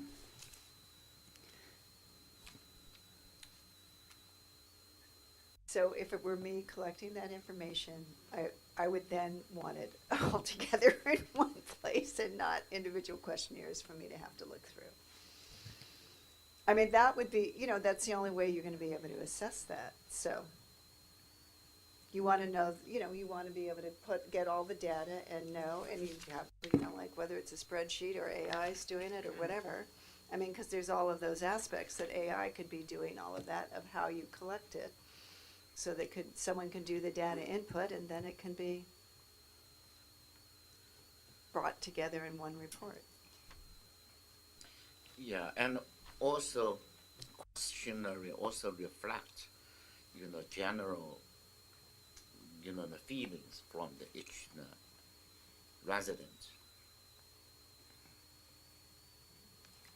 It's very positive. And I come back to what I stated earlier, is I still think that this is something that you could engage the homeowners association for whatever respective park we're talking about, to actually collect from their membership, the residents, and provide that to the consultant to include in the RIR. Mm-hmm. Wouldn't this also be the opportunity for your desire to get some social data?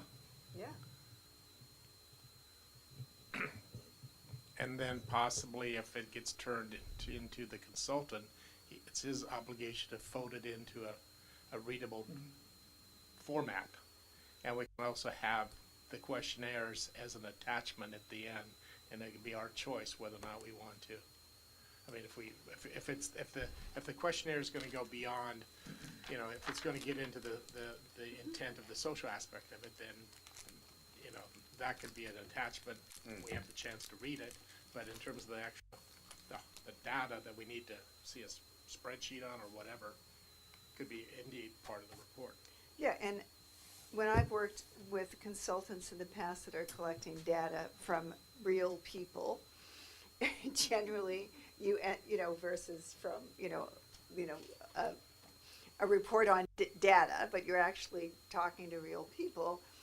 Consultants going to have generally they have a format that they use, and they're going to give you the data that is data that can be actual, you know, like 75% of the population is this, and 25% is this. And then they're going to be able to bring a report to you that's going to say, and of comments in this area, these were the most common comments that came up, or something like that. I mean, consultants know how to take all this data and pull it together and present it to you in a report that allows you to be able to make sense of, you know, kind of what the population is, what their needs are. And so I think you have to hire the right consultant that knows how to do this. Yeah, interpret these kind of, you know, data.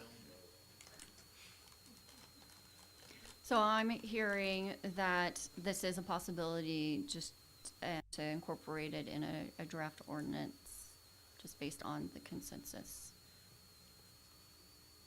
Yeah, I think we want a questionnaire of, and how it's done, I know is the issue.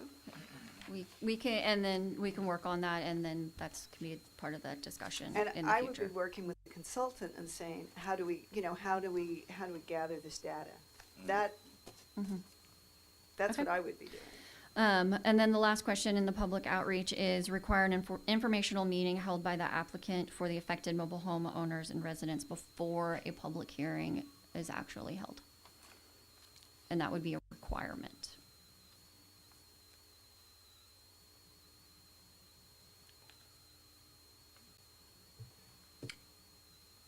Yes. I would say yes. I say yes. Okay. Doesn't matter what I say, so. I saw your head shake. It's good to know if we have a consensus or not. He He shook put his- his thumb up. he All shook right, okay. All right. Enforcement tools. Again, we just require a written agreement. So when looking at concurrent projects, we usually have conditions of approval. And if there's environmental, we have mitigation measures and things like that. We have certain requirements that have to be done in order to the project to proceed. These are examples of what I provided you in the report are examples of in these other jurisdictions where they're providing recorded documents or a written like affidavit that they have complied with these requirements in this relocation in order to move forward with specifically building permits or being able to construct their projects.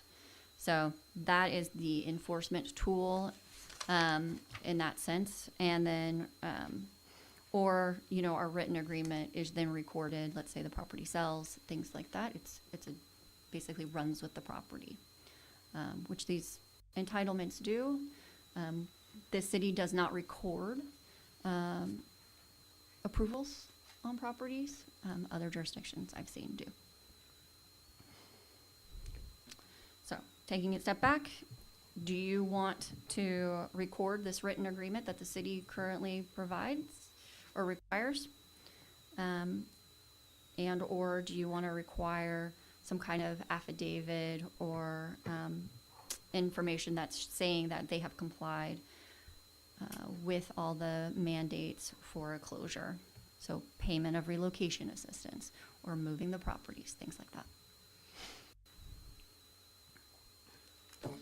I'm fine with the written agreement. I'm fine with the written agreement too. Okay. I support. I'd like to pose the question to our attorney. Educate me in 30 seconds or less on the values or not the values of an affidavit. I think the affidavit is just so that you have something to, if compliance wasn't complete, then you would have essentially them perjuring themselves. And so it would be potentially useful in any court case against them based on failure to comply with. And if it's simply recorded, but it isn't completed as committed to Well, the recordation of the agreement, the reason why you would record it, it would be to give notice to a subsequent owner of the property and bind that subsequent owner, because otherwise your contract is only with the owner that that went through the approval process. If they then sell the property, you can only go after the owner who no longer owns the property. Okay. So the recordation would potentially allow you to go after two parties, one the original applicant and two the current owner. I will defer to my partners. Does the city record entitlements? No, we do not. It does record, subdivision improvement agreements that require a developer to construct improvements and deed restrictions, for example. Those are also. So like an affordable housing agreement, that would be a recorded agreement that we do. That's an example of one. Yeah, so I would just like an agreement that will protect us for, ensure that if there's another owner, that they're responsible for it too. That would be the recordation. Yeah, that would be It would be safer to record that. Yeah. Okay, so I heard to amend the written agreement to make sure that it gets recorded, but I did not hear consensus on the any kind of affidavit or anything like that for compliance. Okay, sounds good. Reconsideration. Do we want a revocation process? So approve it and change our mind. Well, now, if we're doing the It's not. concurrent, I got to get back to this. If we're doing the concurrent and it's coming to city council directly, then who would they appeal to? It's not an appeal process, it's a revocation process. We do have a revocation process for entitlements, and there are specific findings that have to be made.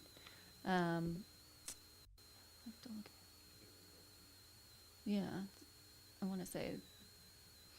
So you said like potentially revoke the use permit? I've seen it somewhere, I just can't remember You've exactly. seen a revocation process for a conversion permit? No, I've seen yes, all the other jurisdictions had a revocation process for a closure. If they fail to comply with. If they fail to comply. So the findings that are typically made for revocation is failure to comply with your conditions. Well, I definitely think we need a revocation process. It would just be specific to this type of project. Yeah. Process. Yeah.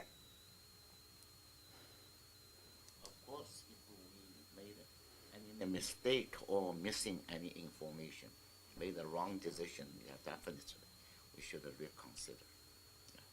Well, it would Well, really. this is different. Yeah, this is about if the park owner doesn't comply with all of the mitigation, for example, the mitigation requirements that the council approved.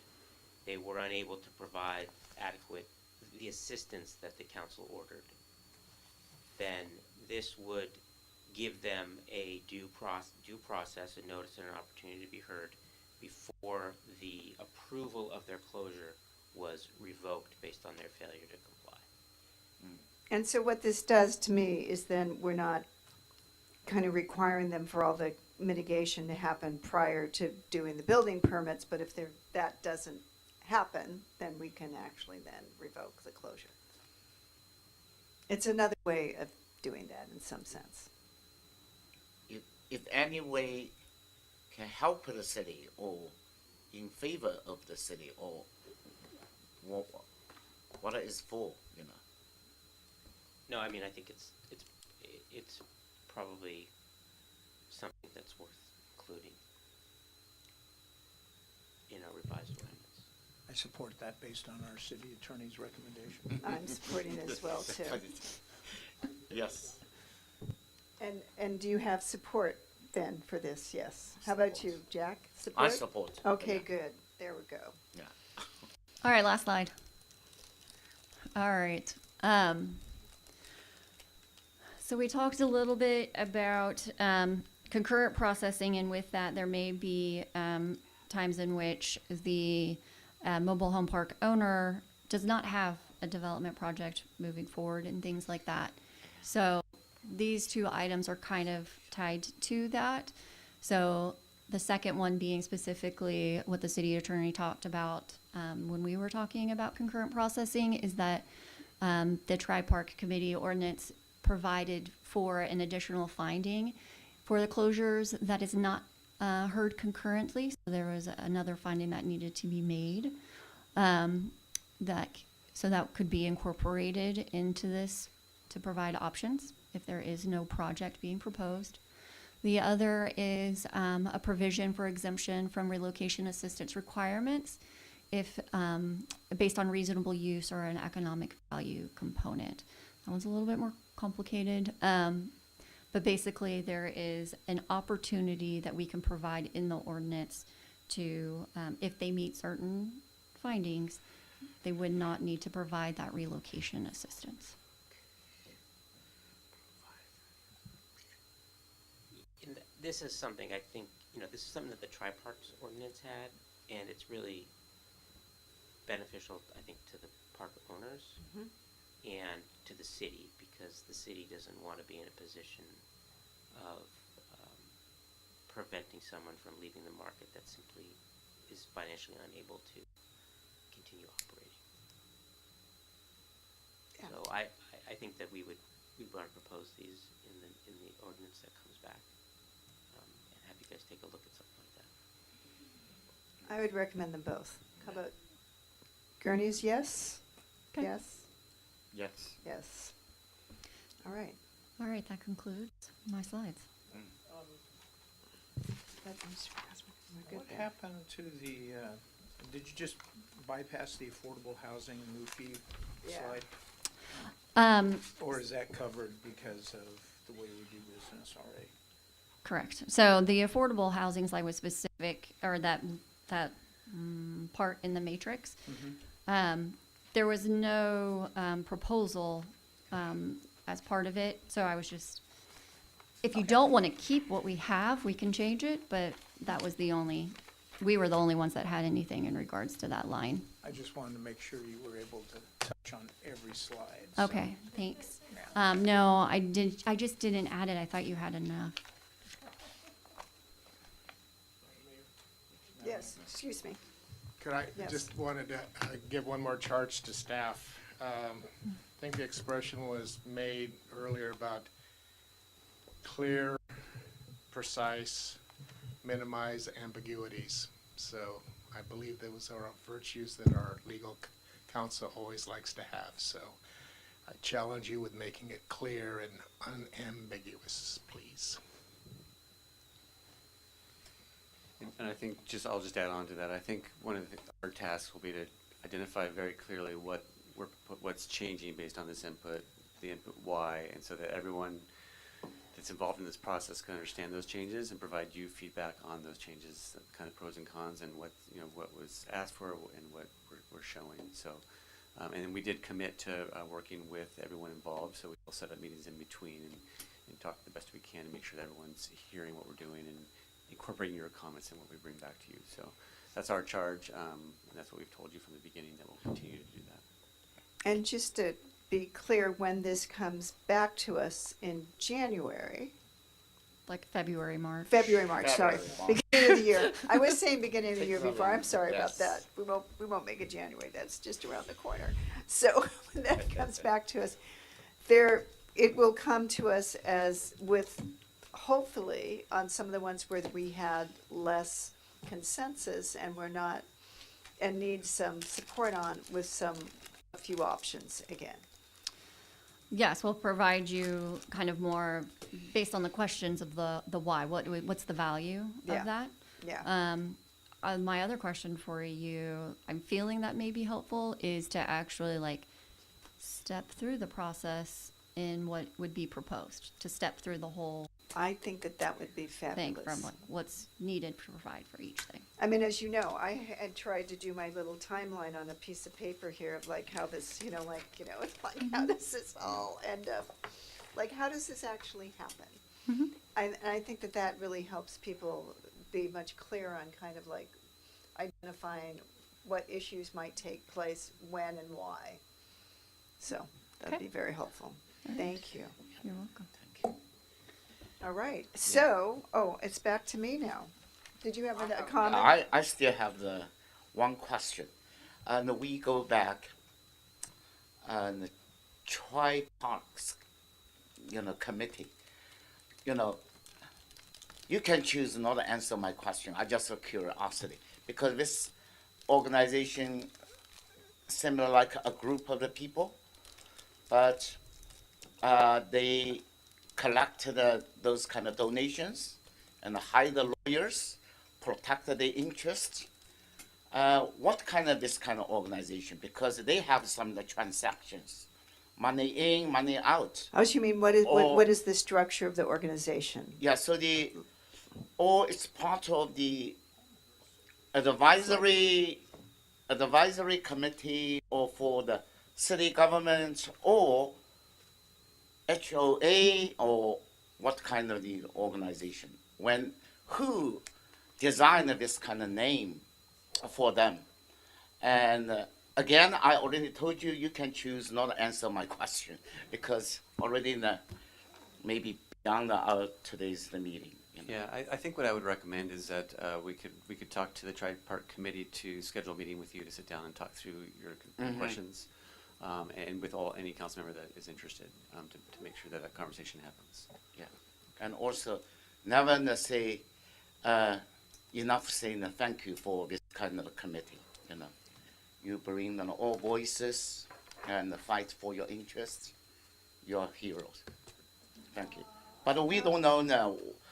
What kind of, I just concerned, Yeah, and we're going to close the meeting, but just want to thank everybody's staff. This and the council, I know all of us have been spending a lot of time in front of our computers or in front of the printed out documents and all the work that the tri-part committee has done and all the work, everybody has done what the park owners have done in response to this.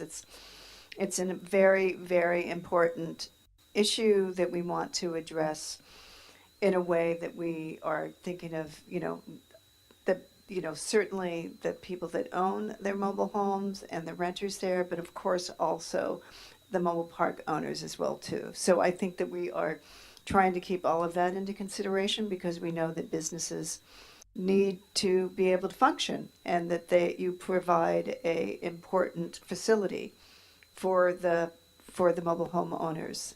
So we're really trying to come up with a really fair approach, but that protects people because I think we really do value this community. So, but thank you everybody. I know it's been a long night, and we are now going to adjourn this meeting. Thank you.